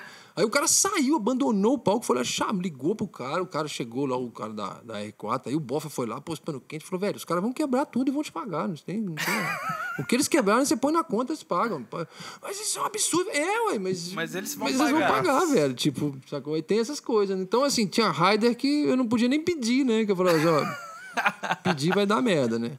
Mas é muita coisa. O PA tem essas coisas. Viajar com banda tem muita história. Obviamente é um negócio doido, porque você vive intensamente. Muitas das coisas se tornam até legais depois de alguns anos, né? Na época não é legal. Isso aí não era legal na época. Era sempre tenso. Você fica sempre achando que... Tipo assim, a gente tem... Eu, na condição de técnico dessa banda, tinha que estar do lado dos caras, mas tinha que estar do lado dos caras do som também. Você tá no meio termo, não dá pra você defender totalmente a banda. Você fica muito vendido, você tá lá pela banda, mas porra... Você entende, né, cara? E vem Mas cá. na consequência tinha uma queima de drive de alguma coisa, não? Bicho, o monitor era fora. Os caras bebiam água assim, ó, em cima do monitor, assim, ó. E caía muita água nos monitores, cara. Foi foda, deu muito pau. E o PA, eu lembro que o PA, tipo assim, não era uma banda de som muito porrada, tinha muita dinâmica, sacou? É aquelas bandas que ficam assim, guitarrinha baixinha, o cara no chimbal. De repente, coisa que... A massa sonora. Tem 2 guitarras na mão do cara, assim, ó. 2 cordas só na guitarra do cara, o resto tá tudo assim, ó. E o cara tá lá... E o cara... Aí pega o microfone... Aí você fala, velho, o que tá acontecendo? Cara, E era doido. Vai entrar o Didi Allen. Cara, e a plateia ensandecida, cara. O povo... Esses caras eram conhecidos. Eu nunca tinha ouvido falar nesses caras. Aí eu entendi o nome da banda dele, And You Knows by the Trail of Dead. Eu falei, isso aí. Agora eu entendi por que é. Agora eu entendi por que esses caras chamam isso. Falei lá. Pô. Diga lá. Ô, Cabelo, você já contou aí do início, né? Do início de tudo. Ouvindo The Purple, Monsters of Rock, passou pelo Ratos, passou pelo Virna-Lise, o seu estúdio, o show que você tocou lá com o Chacal abrindo pro Slayer, são várias histórias. Isso aí foi foda. E aí, chegou no Grammy. Conta pra nós. Grammy, pô. Isso é o mais doido do mundo, cara. Essa coisa do Grammy, cara, eu, sinceramente, pra mim sempre foi uma coisa muito distante da minha vida. Prêmio, diante daquilo que a gente faz, né? A gente é conhecidamente no mercado como a galera do fundo, né? Que você nunca aparece, você não protagoniza muitas coisas. E isso nunca foi um problema para mim. Eu sempre eu gosto desse lugar mais anônimo ali. E aí foi muito doido, porque quando o disco... Primeiro foi muito doido eu fazer o disco com o Tony Water. Isso aí já começa aí, né? Já começa a doideira aí. Porque... Como é que é trabalhar com o Tony Water? Isso que eu ia perguntar, como é que foi? Cara, eu já trabalhei com o Toninho antes, ao vivo, em show. Tinha feito alguns shows como técnico de gravação. Eu tinha um projeto aqui em Belo Horizonte, você vai lembrar dele, chamava Conexão Telemig Celular. Eu fazia posteriormente também, virou Conexão Vivo. Nessa época, Conexão, eu trabalhava... Mais posteriormente virou Conexão. E eu fazia, nessa primeira fase do Conexão Telemig Celular, que é com a Camisa Listrada, que era uma produtora de vídeo que tinha aqui, do André Carreira, a gente gravava os shows para poder a Rede Minas lançar esses programas depois, e eu gravava multipista, na época eu tinha os gravadores, e o Toninho sempre estava nesses eventos, aí eu já tinha gravado ele umas 2 ou 3 vezes, e aí, concomitantemente à gravação, mixar e mandar para ele aprovar. E ele nunca deu bomba. Mas eu também não sei se ele ouviu alguma vez com o ouvido de dar bomba, sacou? De repente ele ouviu e falou, tá bom, tipo assim, né? Então, eu peguei... Esse foi o meu contato que eu tive com ele até então. Até que em 2015, o Juarez Moreira, que é uma pessoa que eu trabalho com ele há muito tempo, é um parceiro, amigo mesmo de muitos anos, e cara super demais, assim, o Juarez, e ele veio com um projeto para mim. Falou, cara, eu tô querendo fazer um projeto com você, que é um projeto que chama Cordas del Sur, que era ele, o Toninho, o Chiquito Braga, do Rio, e o Salinas, da Argentina. E o Galvez, que é um baixista do Chile. A gente quer fazer isso ao vivo lá no seu estúdio, tal, não sei o que, tal. Vamos fazer? Eu falei, vamos fazer. Aí fizemos o projeto. Era um projeto de uma semana, a coisa aconteceu numa semana, e eram nomes complicados, pessoas complicadas, de agenda, de tudo. E a coisa transcorreu de uma forma que eu acho que nenhum deles imaginava que ia transcorrer, sacou? Eu me preparei muito para o trabalho anteriormente, montei a sala, testei, desmontei, montei de novo, experimentei, porque era ao vivo, as coisas, eu sabia que muito do processo ia ser criativo. ia acontecer ali, não ia ter um ensaio antes, os caras se encontrar meio no estúdio. Então eu tinha que estar preparado para o rec constante. Eu não podia ter assim, peraí que eu vou... Não tem. Peraí, não. É tipo assim, abriu a porta do estúdio, rec. Fechou, stop. Sacou? É tipo isso. E assim foi, assim fluiu, e os caras saíram de lá muito satisfeitos. Aí o Toninho, no decorrer desse trabalho, falou comigo, pô, eu quero gravar um disco com você. Aí eu falei, beleza. E ficou como aquele papo de camarim, né? Ah, eu vou fazer um trabalho com você, hein? Sim, do caralho. Você fala, passou um tempo, o Toninho me ligou e falou, como é que tá a sua agenda? Semana que vem, tipo assim. Eu falei, tem dia tal. Aí ele sentou, sem muita produção, assim, de explicar o que estava acontecendo. Vou fazer um disco da Orquestra Fantasma, que é um disco de banda. Eu quero fazer nesse esquema que a gente fez aqui com você, no Cordas, aqui, que foi meio ao vivão, e como é que funciona. Vamos fazer assim. Aí traçamos um plano muito raso, assim, de procedimento, que é mais ou menos o que se faz mesmo, não tem muito também. E gravamos o disco. E esse processo demorou 3 anos. Esse disco começou em 2017. Caramba. E foi lançado em 2020. O Toninho tem uma agenda de show muito grande. Sim. Nessa época, então, bem grande. Ele fez umas 2 turnês nos Estados Unidos, Japão, Europa, gravando o disco, sacou? E ainda cada turnê era um mês fora, depois o cara volta, tem que descansar, aí tem... Enfim, o Toninho, a agenda dele realmente é complexa. E aí o disco foi se arrastando muito por conta disso e pela quantidade de música que aconteceu. A gente gravou a base ao vivo, era o Neném numa sala, o André Dequete na técnica comigo com os teclados, o Toninho numa sala com violão e a Lena Horta, que é a flautista, numa outra sala. O estúdio lá tem algumas salas. E o Yuri, só que o Yuri Popov, que era o baixista, que não gravou, que ele estava em São Paulo na época, ele foi um que gravou separado. E o Toninho depois fez os overdubs, as coisas. O Dequete também fez umas coisas de dobras, mas a base foi feita nesse climão ao vivão. Então você bota esses caras que tocam pra caramba, que estão acostumados a tocar ao vivo, num ambiente que tá fácil de tocar, os caras foram tocando. Sacou? No final de uma semana nós tínhamos 35 faixas gravadas. Caramba. Aí o Toninho, vou fazer um álbum duplo. Aí eu falei, não. Vai dar um triplo, né, Toninho? 35 é tipo, né? Dá um triplo, né? E aí, enfim, aí por isso também a coisa se arrastou, porque eram muitas músicas. Né? Até que no final a gente depurou e saíram 18 pro álbum, que foi um álbum duplo, 9, né? 2 discos. E o disco já tinha esse nome anteriormente, que é Belo Horizonte, e era a ideia de ser um álbum duplo, que seria o Belo Horizonte. E aí, o mais doido disso tudo é porque a gente acabou entrando numa sintonia, eu e o Toninho. Porque muitas das coisas sobraram pro Toninho depois, que a galera gravou, o Neném gravou, a Lena gravou, e o Toninho ficou com a produção da parada. E por ele viajar muito e ter que dar esses delays assim no processo, eu tinha que decidir um monte de coisas para quando eles voltassem, a gente já tivesse pelo menos definido qual é o take de batera que vai. Eu já editei uma batera, a gente tinha tipo 5 takes para a mesma música. Pelo menos o rumo ali. Eu já tinha organizado uma coisa, já tinha escolhido qual que é a guitarra dele, que tal. Eu já falei, Toninho, esse aqui eu acho que é a melhor estética e tal. E até porque já tinha muito tempo que eu estava envolvido com o trabalho, você entende do trabalho, você percebe qual que é o plano da pessoa. Sim. Por mais que não tivesse um plano, você entende onde que o cara quer chegar. Né? O sentido que ele quer. Aí ele me falou, eu vou te chamar para coproduzir esse disco comigo, porque você está fazendo coisas além da parte técnica. Eu falei, beleza. E aí foi. Aí o disco aconteceu, e aí foi muito doido que a Gilda, que é a irmã dele, trabalha com ele, chegou um dia numa audição lá no estúdio, ouvindo o disco já, uma pré-mix, assim, que já estava fechada a gravação. Ela cantou assim, esse disco vai ganhar um Grammy. E aquilo soou como tipo assim, sabe? Né? Vou ganhar na Mega Sena. Sacou? Beleza. E aí ficou essa coisa no ar, ninguém deu muita bola não. E aí, um dia aparece alguém me marcou num post assim, o disco do Tony Horta é indicado ao Grammy. Eu falei, ué. Pô, indicado já tá. Eu falei, pra mim, né? Gente, desculpa aí, mas eu vou pegar minha toalha aqui, vou tomar um banho, tá? Pra mim já tá tudo certo, não quero mais nada, né? Um disco já é indicado pelo Grammy, tá? Aí o disco ganha o Grammy. Aí, tipo assim, é muito doido, porque, igual eu falei, eu nunca... na minha concepção, o Grammy, mesmo já agora adulto, assim, né, há anos no mercado, é como chegar, se eu fosse da área de cinema, você vou ganhar um Oscar. Não, velho, não vai ganhar, filho. Não vai. Essa é onde eu estava nesse lugar do Grêmio. Não vou ganhar Grêmio. Nem pensei nele. Nem penso nele. Nunca pensei. Né? E aí você ganha. Aí a primeira coisa que aconteceu depois de ganhar o Grêmio foi eu entender a dimensão do que é o Grêmio. Não pelo prêmio em si, porque o prêmio em si não muda a minha vida do ponto de vista assim. Muda pessoalmente, né? Mas meu trabalho continua o mesmo. Aquele...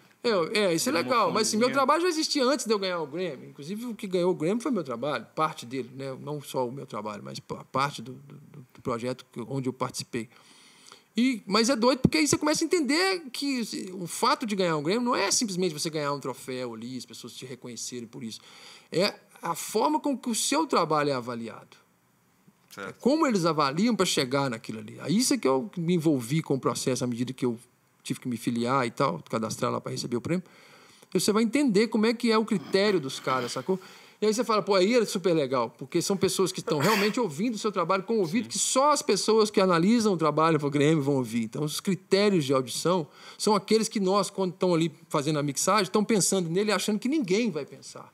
Existe uma galera que está ali, não é te julgando ou te avaliando, é tipo percebendo aquilo que você faz. Equilíbrio, estética, sonoridade, tudo que é o que a gente preocupa. E que as pessoas não sabem disso, né? Quando a pessoa ouve um disco mortal igual, né, o ouvinte normal, né?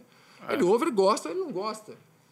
Quando muito ele fala, oh, só de guitarra, né? Doido, né? Tipo assim, quando muito, né? Mas os caras não. Quando você vai, seu disco vai pro Grammy para ser testado lá, para ver se ele vai, o nível de observação dos caras é o nível que eu pelo menos, sempre tento entrar nele quando eu estou mixando um trabalho.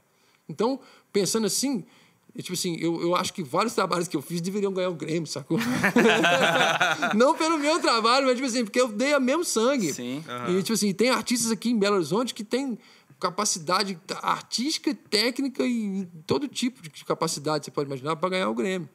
Porque o que de fato eu fiquei sabendo, e até incentivo todo mundo, quem ouvir essa matéria que a gente está fazendo aqui e tal, tipo assim, é fundamental que os artistas daqui inscrevam os trabalhos no Grammy, sacou? Porque muitos não sabem. Não sabem. E a coisa fica girando ali em torno de Rio e São Paulo, não é porque Rio e São Paulo é melhor, porque aquela barreira que eu falei há pouco atrás, ela existe. Sim. As pessoas falam, não vou ganhar mesmo, sacou? Ganha, cara. Se você não, Já desacredita antes de começar. O Grammy não vai te ligar, falou, você tem um disco aí que você lançou aí, você não quer cadastrar? Não, você que tem que ir lá, sacou? Tipo assim, tem que botar o trabalho lá. Então, e hoje está muito mais fácil do que antigamente. Antigamente você só fazia isso via uma gravadora, via uma coisa, você faz. Você vai lá, se cadastra numa distribuidora. A distribuidora lança seu disco lá, coloca, você inscreve lá, sacou? Então, não justifica não fazer, né? Então, eu acho muito legal. Mas o Grammy em si, eu acho que, para mim, assim, concluindo a ideia dele, foi um Grammy que mais importante para mim no aspecto da profissão que a gente está. Sim. Tipo, até na época que eu postei a foto dele lá, eu agradeço ao mercado de música que eu tô nele, né? Tipo assim, que é o que nós estamos, na verdade. Então, quando eu ganhei esse prêmio, eu divido ele, de uma certa forma, com a gente, porque eu acho que todo mundo que está nesse mercado sabe, quem está nesse mercado sabe como é difícil as coisas. Então, quando você é premiado, é uma felicidade para o mercado, sacou? Sim. E Belo Horizonte ganhou o Grammy. O Toninho Horta ter ganhado o Grammy, eu acho que foi o Grammy que Belo Horizonte ganhou. Porque o Toninho ele é um cara, como eu já falei aqui, ele é um cara internacional.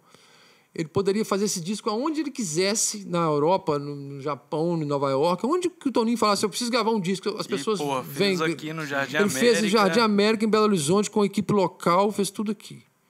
Então, tipo assim, isso aí é um mérito, além do trabalho em si, do disco, essa escolha dele, que eu não sei se foi uma escolha, mas, enfim, qualquer que tenha sido o motivo que levou ele a fazer do jeito que ele fez, foi muito acertado, porque é um trabalho que marcou a cidade, de uma certa forma, sacou? Na ocasião, eu lembro que né, os artistas todos que estavam concorrendo ao Grammy, de uma certa forma, você chama a atenção para a cena de Belo Horizonte, né? Que é uma cena restrita. Apesar dos grandes nomes que tem aqui, é uma cena restrita comportamentalmente falando, assim, não é porque ela é restrita de incapacidades, né? É o comportamento nosso mesmo, assim, né? Então, eu acho que foi muito bom o fato do Toninho ter ganhado o Grammy. E o melhor ainda foi eu ter ganhado também. Aí foi melhor demais. E após o Grammy, assim, você imagina um próximo degrau, assim, de repente, sei lá, agora que você tem né, agora não, né? Como você já tem o estúdio, né, agora com a premiação, você imagina, de repente, algum próximo passo, assim, tipo, sei lá, um selo ou trabalhar com algum determinado artista? Tem um próximo passo, assim, que você gostaria que... Inclusive, esse próximo, eu estou com o pé levantado para esse passo, assim, já está acontecendo. Estou no momento de abaixar o pé. Entendi. Eu estou fazendo o estúdio lá, onde eu tenho, no meu estúdio, eu comecei ele há 15 anos atrás, o espaço que eu estou. Eu comecei o estúdio em 97, na casa dos meus pais, no porão. Em 2005, eu consegui comprar o terreno do lado da casa dos meus pais e resolvi construir o estúdio do zero, né? Em 2006 começou a obra, então fazem exatamente 15 anos que esse projeto começou. E eu lá nesse lugar, lá atrás, eu já tinha um plano que está acontecendo agora. E foi muito doido. Não fui eu que encomendei a pandemia, não, mas ela veio bem a calhar, tá? Entendi. Não as mazelas que ela trouxe para a gente, né? Mas essa mudança de comportamento do nosso mercado, enquanto distribuição de música, enquanto a forma de tocar, a forma de vender o nosso material, né? A pandemia trouxe essa alteração radical e abrupta para o nosso segmento, né? E quaisquer que sejam os desdobramentos que isso vai dar, onde a gente está hoje dificilmente vai retroceder ao que éramos antes, em termos de mercado, né? Por isso que eu acho que lá atrás eu tinha imaginado uma coisa que eu não imaginava que ia acontecer da forma como aconteceu, mas aconteceu nesse cenário da pandemia, que é a coisa da banda tocar junto de novo no estúdio. O estúdio, os anos 60 e 70, até nos anos 70, desde o começo do estúdio sempre foi aquela coisa de tocar junto, né? Dos anos 80 para frente, não grava junto mais. Grava tudo separado, edita, corta, tudo higienicamente resolvido. E os anos 2000 ainda estava assim. De 2010 para cá, começa a vir de novo um formato do ao vivo. Do ao vivo, né? E a pandemia consolidou isso, sacou? De você tocar junto no mesmo lugar, né?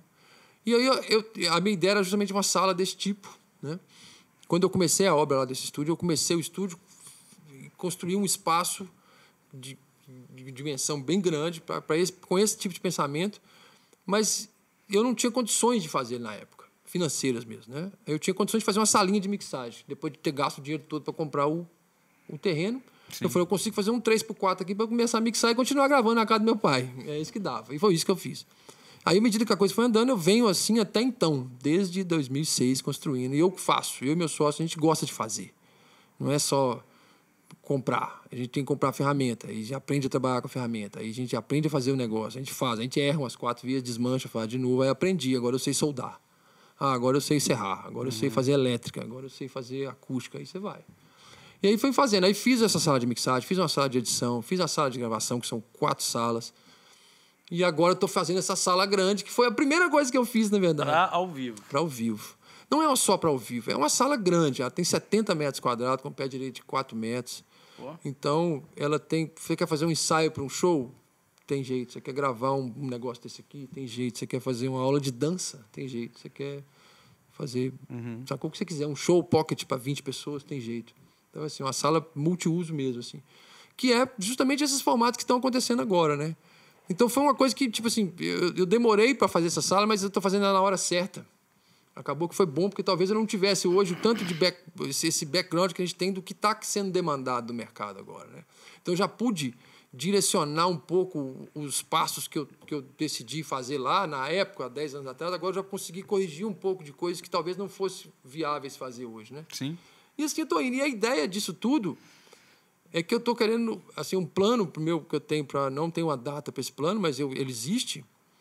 Eu quero parar um pouco com o show, eu não quero mais fazer muito show mais. Assim, nem como técnico, nem como músico? Não, como músico sim, porque música, o tanto de show que eu faço, eu posso fazer até os 80, que eu devo fazer uns 2 por ano. Então, acho que aí eu posso continuar até os 80 anos fazendo. Inclusive, antes da pandemia, iríamos trabalhar juntos, no lançamento do... Acho que era o lançamento do Peça.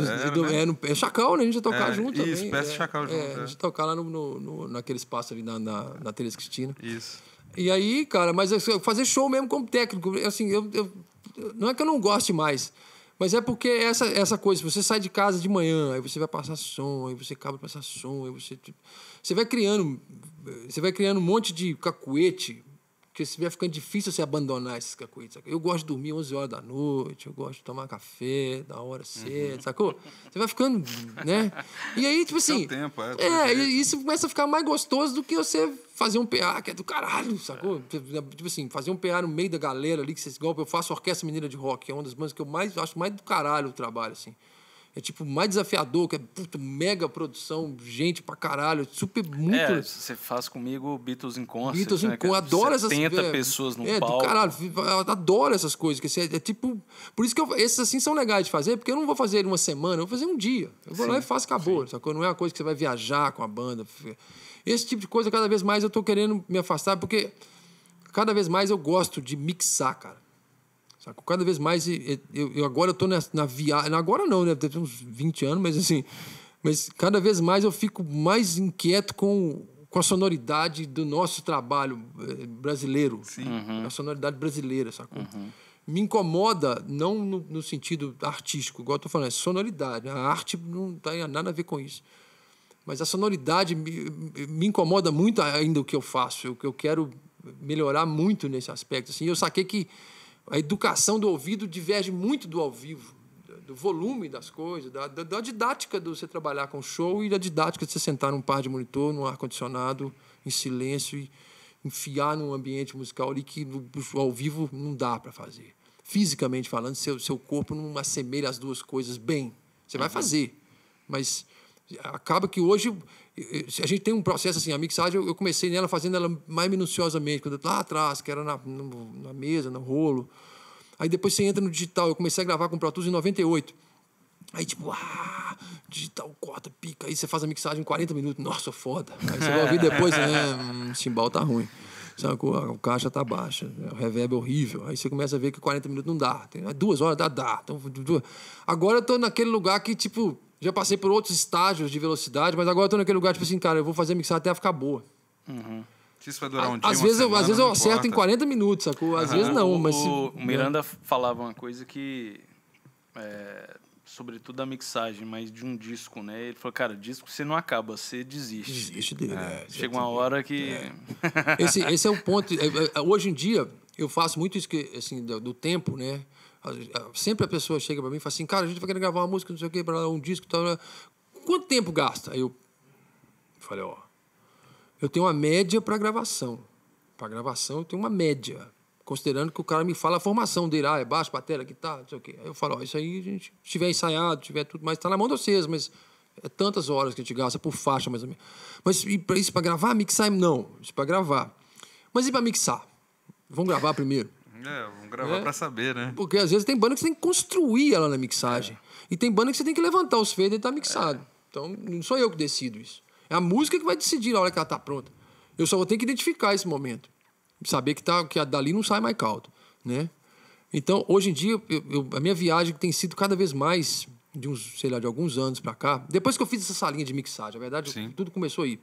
Porque antes eu gravava e mixava na mesma sala que você gravava. E na construção desse estúdio lá atrás, eu falei, eu queria um lugar de mixar que fosse só para eu mixar. Para eu sair do ambiente da gravação, para eu, inclusive, criar um panorama diferente de som e E só a sala já muda também um pouco A música vira outra, né? Você tá numa música ali gravando, editando, o cara erra, vai mais um, aí depois você sai com aquele arquivo dali, entra num outro lugar, outro cheiro, outra luz, outro som, outra cadeira. Você começa de novo.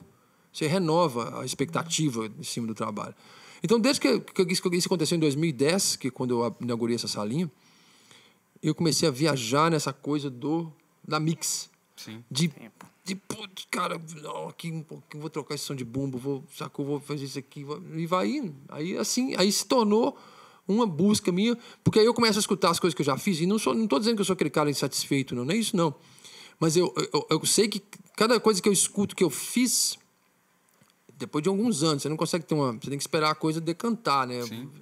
Eu escuto, às vezes, um disco que eu fiz um ano, depois eu falo, cara, como é que eu não botei o bumbo desse disco aqui que eu fiz ontem, nesse disco aqui? Tá muito melhor, velho. Eu nem percebi que eu melhorei.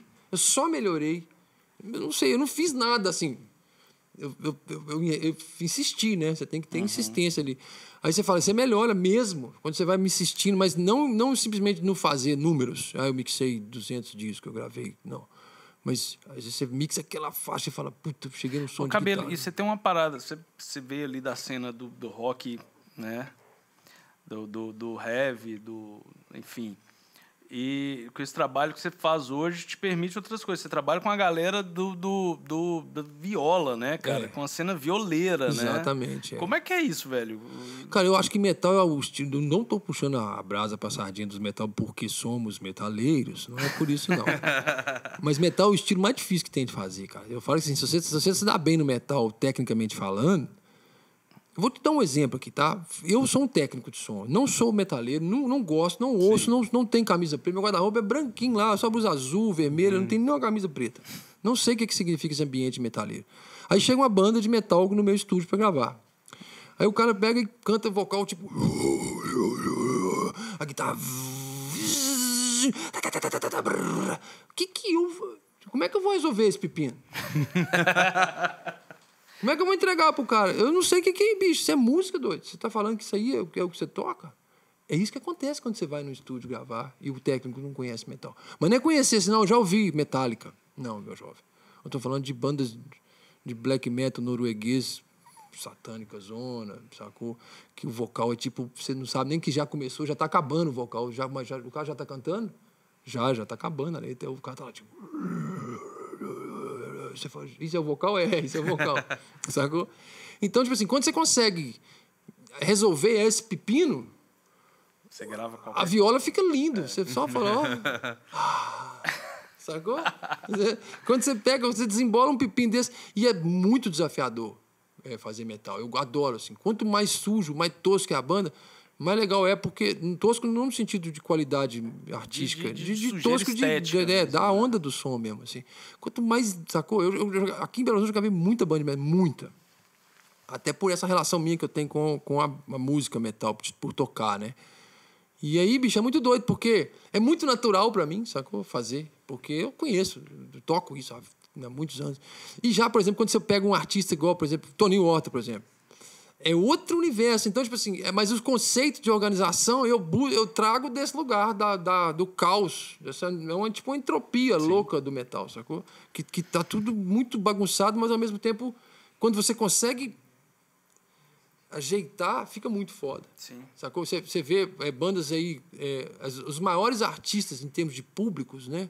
De deslocar pessoas para ir assistir, são as bandas de metal. Sim. Em todos os seus segmentos, não só do mais tradicional, do mais extremo, todo mundo. Você vê esses festivais de metal que tem na Europa aí, cara, são mares de pessoas, assim, sacou? Então, por quê? Porque são bandas que conseguiram chegar nesse lugar, porque é um som que poucos sons são capazes de atingir dimensões tão grandes de pessoas. Você não consegue fazer um festival de música, a não ser as músicas sertanejas, esse sertanejo mais novo que tem agora, que os caras usam essa estrutura de som, que é tudo muito muito construído. Não é o som dos caras que tem aquilo, é a técnica que faz aquela coisa ficar grande, né? Agora, o metal não, o som é grande, então o cara só tem que pôr ele ali. Então, por isso que é muito, muito legal quando você vê um festival ou um disco de metal tocando alto, bem organizado, bem equilibrado.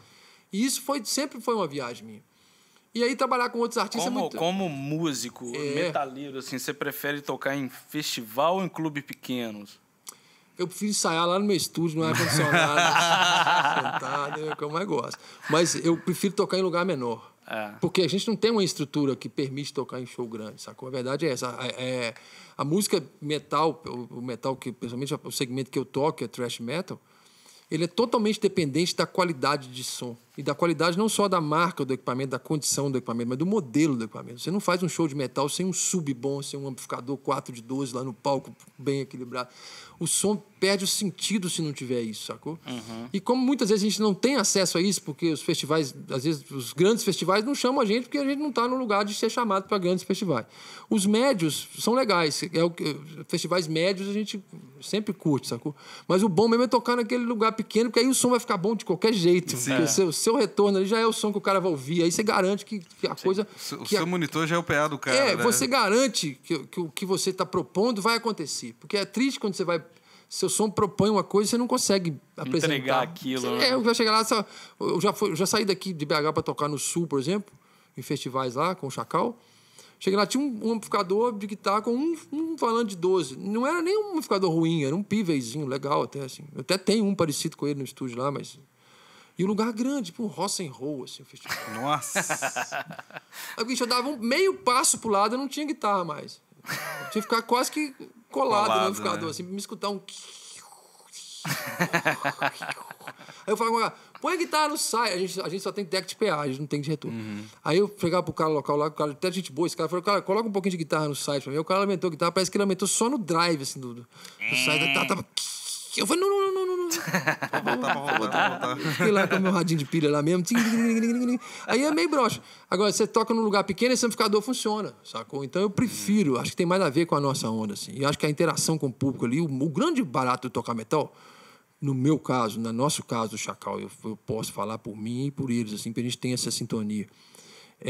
tipo assim, o mais legal é a loucura do público com a gente. Isso é que é legal. Aquela coisa do povo ali, pá, sacou? Isso acontece muito mais quando você tá num lugar pequeno, né? Então é mais divertido pra gente. Essa troca de energia. Tipo assim, cara, o som tá ruim, mas tá bom, sacou? Tá quente, mas tá bom. A cerveja, mas tá todo mundo feliz. Tá todo mundo se matando ali. A gente vai tocar em Manaus, mano, você não tem noção. A menina mordia minha canela, velho. Olha isso, nem que você já viu isso. Como é que é a Eu mulher? tava lá tocando ela assim, mordeu sua tchau, de repente canela? a mulher tava assim. Falei, meu, essas coisas não existem, cara. É só no metal. A mulher vestida de noiva, um vestido de noiva roxo, mordendo a minha canela, mano. Eu falei, eu não uso drogas pesadas. O que tá acontecendo, cara? O que tá acontecendo? Isso aí. Depois ela foi morder o pé do Marquinho. Eu falei, isso aí, minha canela já tá mordida aqui. É isso, essas interações, é um palco baixinho, o palco era da altura disso aqui, ó. Então o povo mordia a canela da gente, literalmente. E o Chacal, bicho, como é que é? Vocês estão juntos, vão gravar, vão... Você assumiu os vocais agora.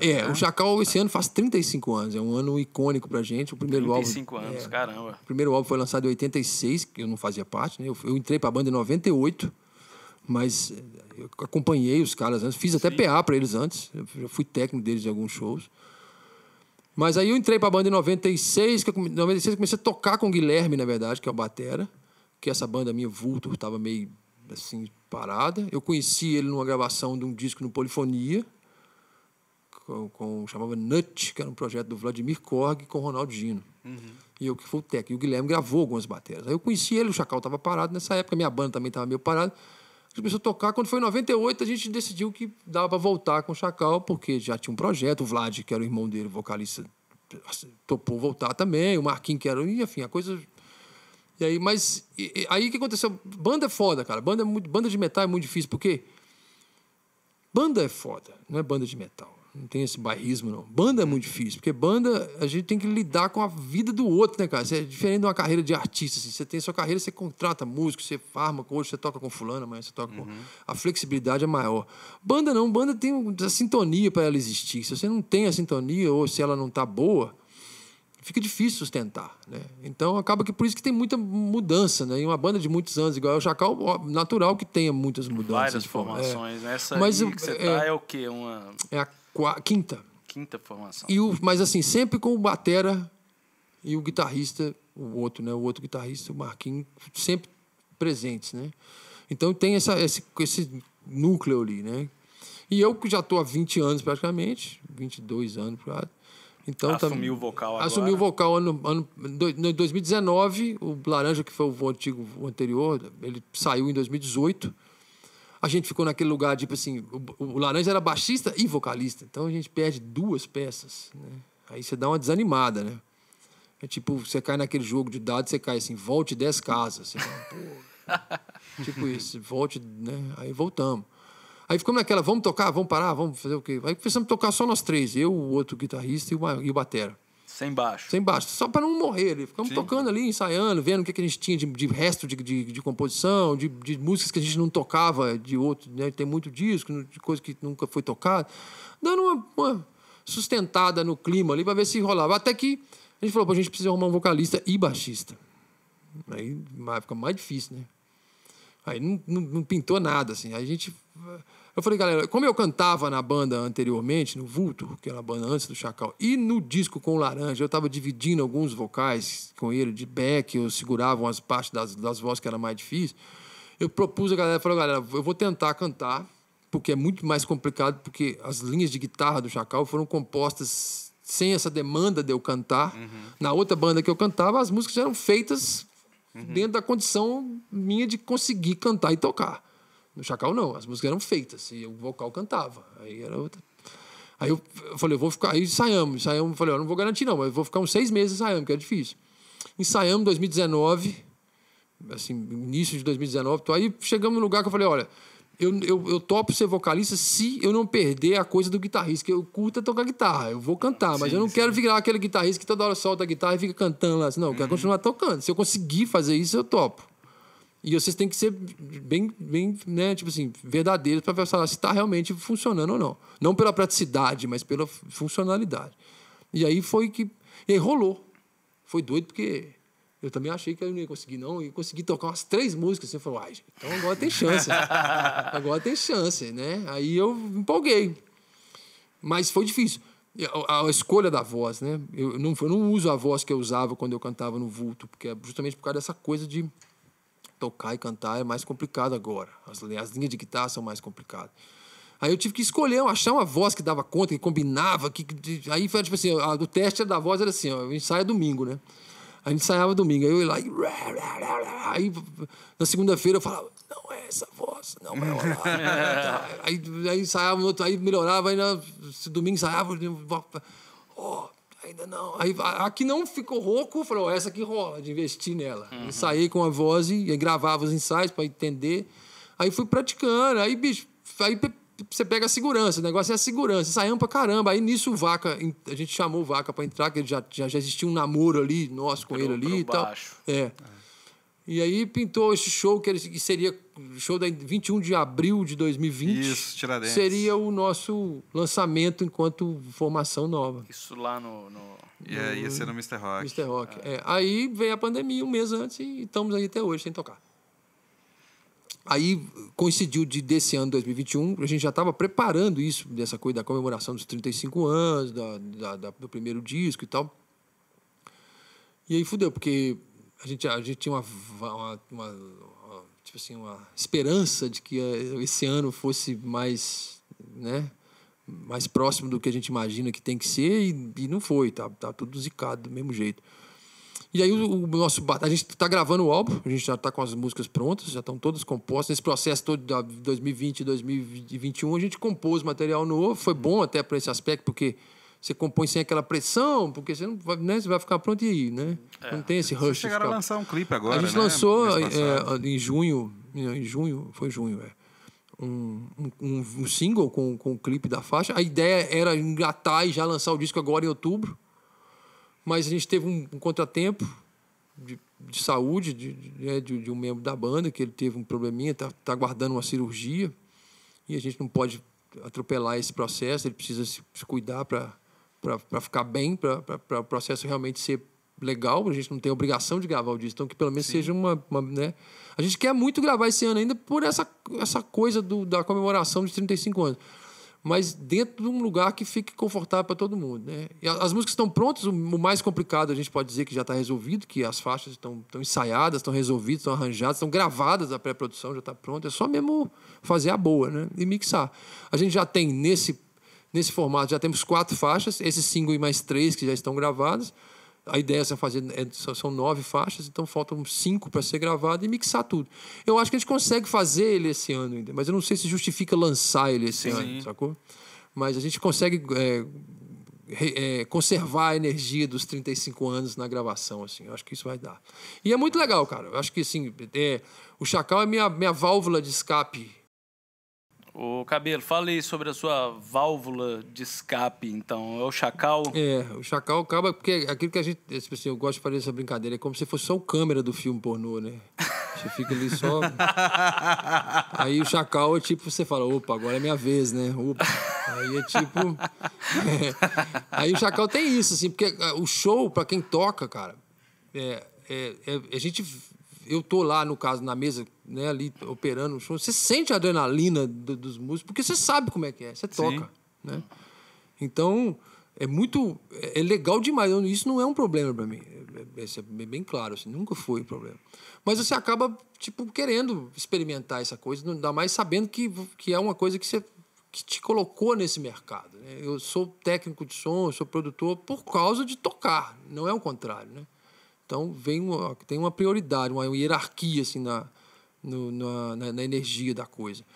Então, acaba que o Chacal é muito bom. E até por ser uma banda que a gente não toca muito, então é mais confortável para que isso se torne realmente aquele momento, sacou? Não é uma coisa cotidiana que você tem que fazer show pra caramba, tem que viajar, tem que se tornar uma coisa maçante. É justamente um evento. A gente vai tocar, tipo, na esquina da pracinha da cidade interior, pra gente é a mesma coisa tocar no Rock in Rio, velho, sacou? Opa, vai de van, não tem problema não, vamos lá. Tem cachê? Não tem problema não, vamos lá, sacou? A única coisa que o Chacal é exigente, e é uma condição até que eu impus pra gente, é a questão técnica. Porque é aquilo que eu falei, você não consegue expressar a realidade da música, metal principalmente, sem um equipamento. O nosso estilo depende disso, sacou? Então, tipo assim, ó, o cara, a gente não tem muita grana, tem só um conjunto de custos, mas você tem um amplificador legal, você tem uma bateria legal, tem um som bacana, tem um lugar pra gente encostar o equipamento? Tem. Então vamos fazer, sacou? É isso aí. É isso. Obviamente, de uma forma mais detalhada do que eu falei aqui, tem um rider, tem uma conversa técnica, mas nada também que inviabilize o evento, assim, eu preciso de 15 caixas Marshall e, não é isso. Não é a parede do Megadeth. Exatamente, não é igual a gente tocou com o Slayer aqui. Isso que eu ia te perguntar agora, como foi isso aí, cara? Em 2005, cara, a gente abriu pro Slayer em Belo Horizonte, no Chevrolet Hall, na época era Chevrolet Hall, hoje lá é, como é que chama lá? Não, hoje nem existe mais. Não existe mais, Tá Pois é, e aí eu lembro que a Cogumelo, que era a produção local aqui, colocou a gente para abrir. E foi muito doido, porque eram os caras, a formação clássica do Slayer, né? Formação Jeff Hanneman, vivo ainda, Lombardo na batera, Araya e Kerry King. Então, foi muito doido, porque a gente tava, tipo, com o cu na mão, falando, pô, abrir pro Slayer, velho, é foda, né? Tipo assim, numa casa que é uma casa difícil de som, né? Reverbão. A gente e aí, quem que fez o som pra vocês? A gente tem um técnico nosso, sempre teve, assim, que é o meu sócio lá no estúdio, Gustavo. Então é bom que o cara que já conhece a banda, já conhece o esquema, trabalha de graça, quando não tem cachê, porque é meu sócio. Não que isso seja uma coisa legal, mas ele quebra meu galho. Ele é igual aquela frase do padre, ele é na alegria e na tristeza. Tem, não tem, não tem. Então vai. Vou filmar isso, vou mandar pra ele. Não faço não, cara. Não, eu vou perder o técnico. Aí, bicho, a gente foi fazer o show lá e a gente não tem técnico de monitor. Nunca teve, na verdade. Eu que ajeito o som, como não precisa mexer o som, nossa, eu vou lá, bumbo caixa no site, guitarra cada um se vira com o seu amplificador e voz. Vai lá, assume a guitarra. Tipo, bumbo caixa pra todo mundo ouvir, pra ninguém sair cagando no ritmo. Guitarra, cada um ouve o seu próprio amplificador, sendo um bom amplificador, não precisa de, né? E voz. Voz tem que ter voz pra todo mundo, né? Pô, o vocalista não encheu o saco, na verdade, né? Não porque a gente precisa de voz, não. Porque pra ele não encheu o saco. Ele falou, eu não tô ouvindo porra nenhuma. Hoje não tem isso mais não, porque eu sou vocalista da banda, não preciso nem de ouvir, tá bom. Eu uso um fonezinho que resolve minha vida. Mas a gente foi passar o som, cara, não tinha técnico de som. E no Marista tinha um negócio da Gabi, que era o som da Gabi na época lá, que os funcionários do som não podiam operar. Não podiam meter a mão, Não podia operar. Aí eu falei, então como é que a gente faz, gente? Aí eu falei, infelizmente, não tem um cachê que tem que pagar. É tipo assim, imagina se fosse hoje o cachê é R$1.500 o técnico. Eu falei, pô, mas eu não estou ganhando para tocar nisso. Aí, não, infelizmente. Então, eu falei, tá. Então eu falei o seguinte, eu chamei o Peter, que era o responsável pelo som lá na época, da Gabi. Eu falei, ô Peter, eu já tinha feito evento lá como técnico, né? Nessa época. Falou, eu sou o técnico de som da banda, tá? Aí ele já sacou assim, né? Tipo assim, então tá, então dá licença. Eu peguei, bumbo, por favor. Passei o som da banda. Falei, agora é o seguinte, ó, eu sou o técnico de som da banda. Ninguém pode mexer na mesa, tá? Eu vou tocar ali. Ninguém pode mexer. Porque aí, tipo assim, aí tinha um monte de gente lá em volta da mesa. Eu falei, não, eu sou o técnico da banda. Aí fizemos um show, cara, tipo assim, uma tensão fodida. E acabou... Na hora da abertura tinha uma galera... A gente passou o som assim, quando passando aquele... Só pra... Nem tocamos uma música, só fazendo aquele jan ali pra ver se tá todo mundo se ouvindo. Bateram, tem guitarra, você tem, tá beleza, voz, bate, bum, ok, beleza, foi. Vamos passar aquele pedacinho daquela faixa, pum, passamos, o portão abriu. O povo veio correndo, tinha gente pra caralho. Esse dia foi 4.000 e tantas pessoas nesse show. Eu lembro que na época tinha sido um recorde de público da casa lá. Sim. Aí, bicho, quando a gente começou a tocar, devia ter umas 3.500 pessoas na casa já. E o povo barulhento, né? 3.500 metaleiros, incomoda né? mais gente do que 10.000 pessoas ali sentadinhas, né? E aí, cara, foi muito doido, porque a gente começou a tocar e o som rolou, o técnico do PA, o Stanley, que estava sendo, que depois era na época já era técnico de Sepultura e hoje está no Megadeth, ele estava dando assistência, ele era o engenheiro que dava assessoria na house, tanto para a banda de abertura quanto para o pessoal do Slayer. Ele deu uma moral pro Gustavo, porque já era técnico de Sepultura, já sabia todas essas coisas de som. Então ele fez a mesma coisa que o Valtinho fez comigo. Ele falou, vai aí que eu vou aqui, você sacou? E pá, e o som ficou bom, pelo menos a galera fala que ficou bom e tal, e rolou. E o mais doido de tudo foi ver o Kerry King, velho. Aí fudeu, aí meu mundo caiu, né? Tipo assim, eu tava lá tocando guitarra pra caralho, achando que eu era um metaleiro, né? Tipo... Com seu JCM. O meu JCM era um Laney. Era um Laney. Era meu Laney, eu levei o Laney. Aí tô lá, tipo, tocando aí, quando eu olho assim, tá o Kerry King do meu lado, assim, encostadinho na coxicha. Olhando com a cara de Kerry King pra mim, sabe? Tipo... Aí eu falei, fodeu, velho, quem é que tá aqui me olhando, bicho? Aí o cara ficou quietinho, ele assim, tipo, só assim, ó, batendo cabeça assim, eu falei, não, quem tá aqui, cuidado, vai, toca direito essa nota, caralho, não vai errar a porra da palhetada, não. Fudeu meu show. Ele ficou ali uma música, no máximo, foi embora, eu falei, ainda bem, velho, tipo assim, quer, né? E foi massa. Pô, e o mais doido é o seguinte, toda vez que eu já participei em shows de abertura, eu como técnico e bandas, que eu vou fazer a banda principal, por exemplo, aí tem uma banda de abertura, sempre tem aquela sensação, tipo assim, a banda de abertura é sempre um saco, né, velho? Tipo assim, você tá ali pra ver a banda principal. E o mais doido é que quando a gente acabou o nosso show, e era o Slayer, hein? A primeira vez os caras vindo em Belo Horizonte.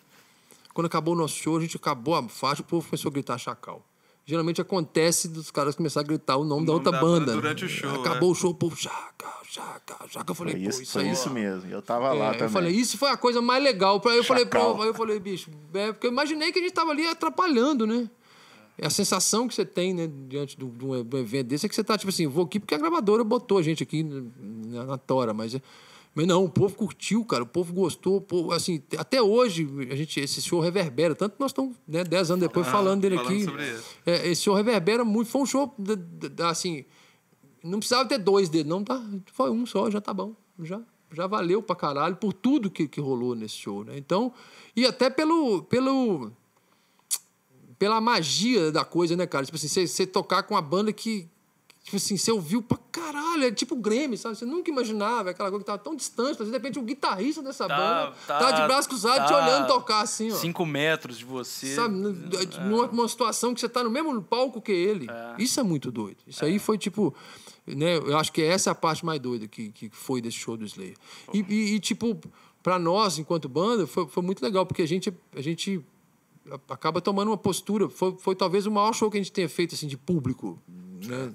De carona, né? Não foi um público nosso, mas... E aí você sabe, você vê que funciona. A música funciona. Foi uma experiência boa. A gente viu que, tendo condições, dá pra...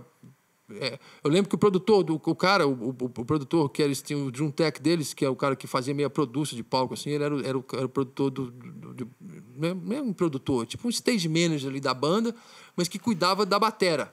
Era o hold de batera que cuidava de outras coisas. Ele chegou pra gente depois e falou, cara, o som de vocês tá foda, vocês têm que tocar mais. Aí eu falei, bicho, tá bom demais. E foi um show assim, foi um set enxuto, nós estávamos no auge também, assim, nós estávamos ensaiadados, estávamos tocando direto. Então tava menos instrumento que farinha. Tava tudo fácil, assim. Então a gente acabou de lançar o Demon King, que era o álbum que a gente estava fazendo turnê dele na época. Então a gente já tinha feito, assim, uns 10 shows dessa tour. Não seguido, mas já tinha... Então o show já estava resolvido. Nós fizemos um show, meio show só. Vamos tocar meia hora. Porque é isso. Aí tocamos 5 músicas, cara. E o bis que a galera pediu. O bis era assim, se o povo falar, a gente falou, essa aqui vai ser a última faixa, valeu, obrigado. Se o povo falar, beleza, senão a gente já sai saindo. Mas acabou, o povo, vamos tocar o bis, então. Aí tocamos e foi do cara. E o Bibica, eu lembro que o Bibica tava lá na produção também, o Bibica falou, toca mais, pô, toca mais. Eu falei, não, acabou. Acabou, chega, tá bom. E geralmente é o contrário, né? Geralmente todo mundo quer correr com a banda de abertura. Porque eu acho que eles achavam que a gente ia tocar 45 minutos. A gente tocou tipo meia hora. Sim. Eles estavam preparados pra 45, assim. A gente tocou, mas foi do Maravilha. caralho, sacou? Foda demais. É isso aí. Não, massa. Ô, Cabelo, infelizmente a gente já tá chegando no nosso final aí. Falo muito Obrigado isso. pelas histórias, pela aula, Que pela isso? generosidade técnica e humana. Obrigado demais aí. E eu que agradeço, galera, a ter oportunidade. estado conosco. Valeu Isso aí. demais e contem com os técnicos. Podem chamá-los, se vocês Com gostam. certeza. Sempre tem bons casos para contar. Nossos agradecimentos, Suplinha, por favor. Primeiramente, né, novamente, cara, pra nós aqui do programa é uma honra ter você aqui, ter passado seu conhecimento, sua história. E eu queria só pegar mais um gancho, coisa rápida mesmo, bate-bola. Você dentro do estúdio, gravando, né, vários projetos e tal, coisas novas que estão vindo aí. O que você daria de conselho para a galera assim, fica atenta a esse artista, alguma coisa? Que você fala? Qual dica que você daria assim, de algo que você tem escutado ou que você tem produzido daqui de BH? Cara, assim, de qualquer estilo, tá? Tá. Eu tenho feito algumas coisas agora, muita coisa ao vivo está chegando para eu mixar. As pessoas gravam em shows, em lives, né? E acaba, né? Meu amigo Bruno ali chegou com um HD para mim lá de 300 horas de show para mixar. E tem uma cantora que eu vou ter, inclusive, a oportunidade de fazer um trabalho com ela agora. Eu já fiz uma faixa. Ela participou de um projeto que a gente gravou e agora ela vai fazer umas faixas comigo lá. chama Jéssica Gaspar. É uma cantora do interior daqui, ela canta muito bonito. Então, tipo assim, quando você escutar esse nome, Jéssica Gaspar, escuta, porque é uma linha diferente, ela tem uma voz diferente, é uma pessoa diferente. Eu conheço pouco do trabalho dela, mas o que eu escutei eu achei super legal. Acho que vale a pena demais, né? E dentre vários outros, aquilo que eu falei, Belo Horizonte, a gente tem muito artista bom. A nossa timidez é que às vezes impera acima da nossa arte, mas eu acho que é isso. Eu acho que à medida que a gente vai... artistas vão conquistando espaço, vai abrindo porta pra gente, né? Pra gente enquanto mercado. Mas essa menina é uma menina que eu acho ela muito bacana e acredito muito no trabalho dela. Eu acho que ela vai se dar muito bem. Não, bacana. Cabelo, pô, valeu demais. Brigadaço. E eu que agradeço, senhores. Valeu pra caralho. Falou, Rodrigo. Papo sensacional. Valeu demais. E a gente vai encerrando esse episódio agora aí. Fiquem ligados. Terça-feira que vem tem mais um episódio sensacional também. E gostaria de agradecer o Estúdio Leste, né, por estar sempre nos apoiando aí, né, para poder realizar esse episódio novamente. Então fiquem ligados. Aquela velha história que todo mundo vê em vídeo de YouTube, né? Se inscreva no canal, deixa o joinha aí, tá? Siga nas redes sociais, que em breve tem muita novidade. Isso aqui tá só crescendo, tá vindo coisa muito grande e boa aí, em breve. Abraço, galera, valeu. Valeu, gente, Aê, brigadão, valeu.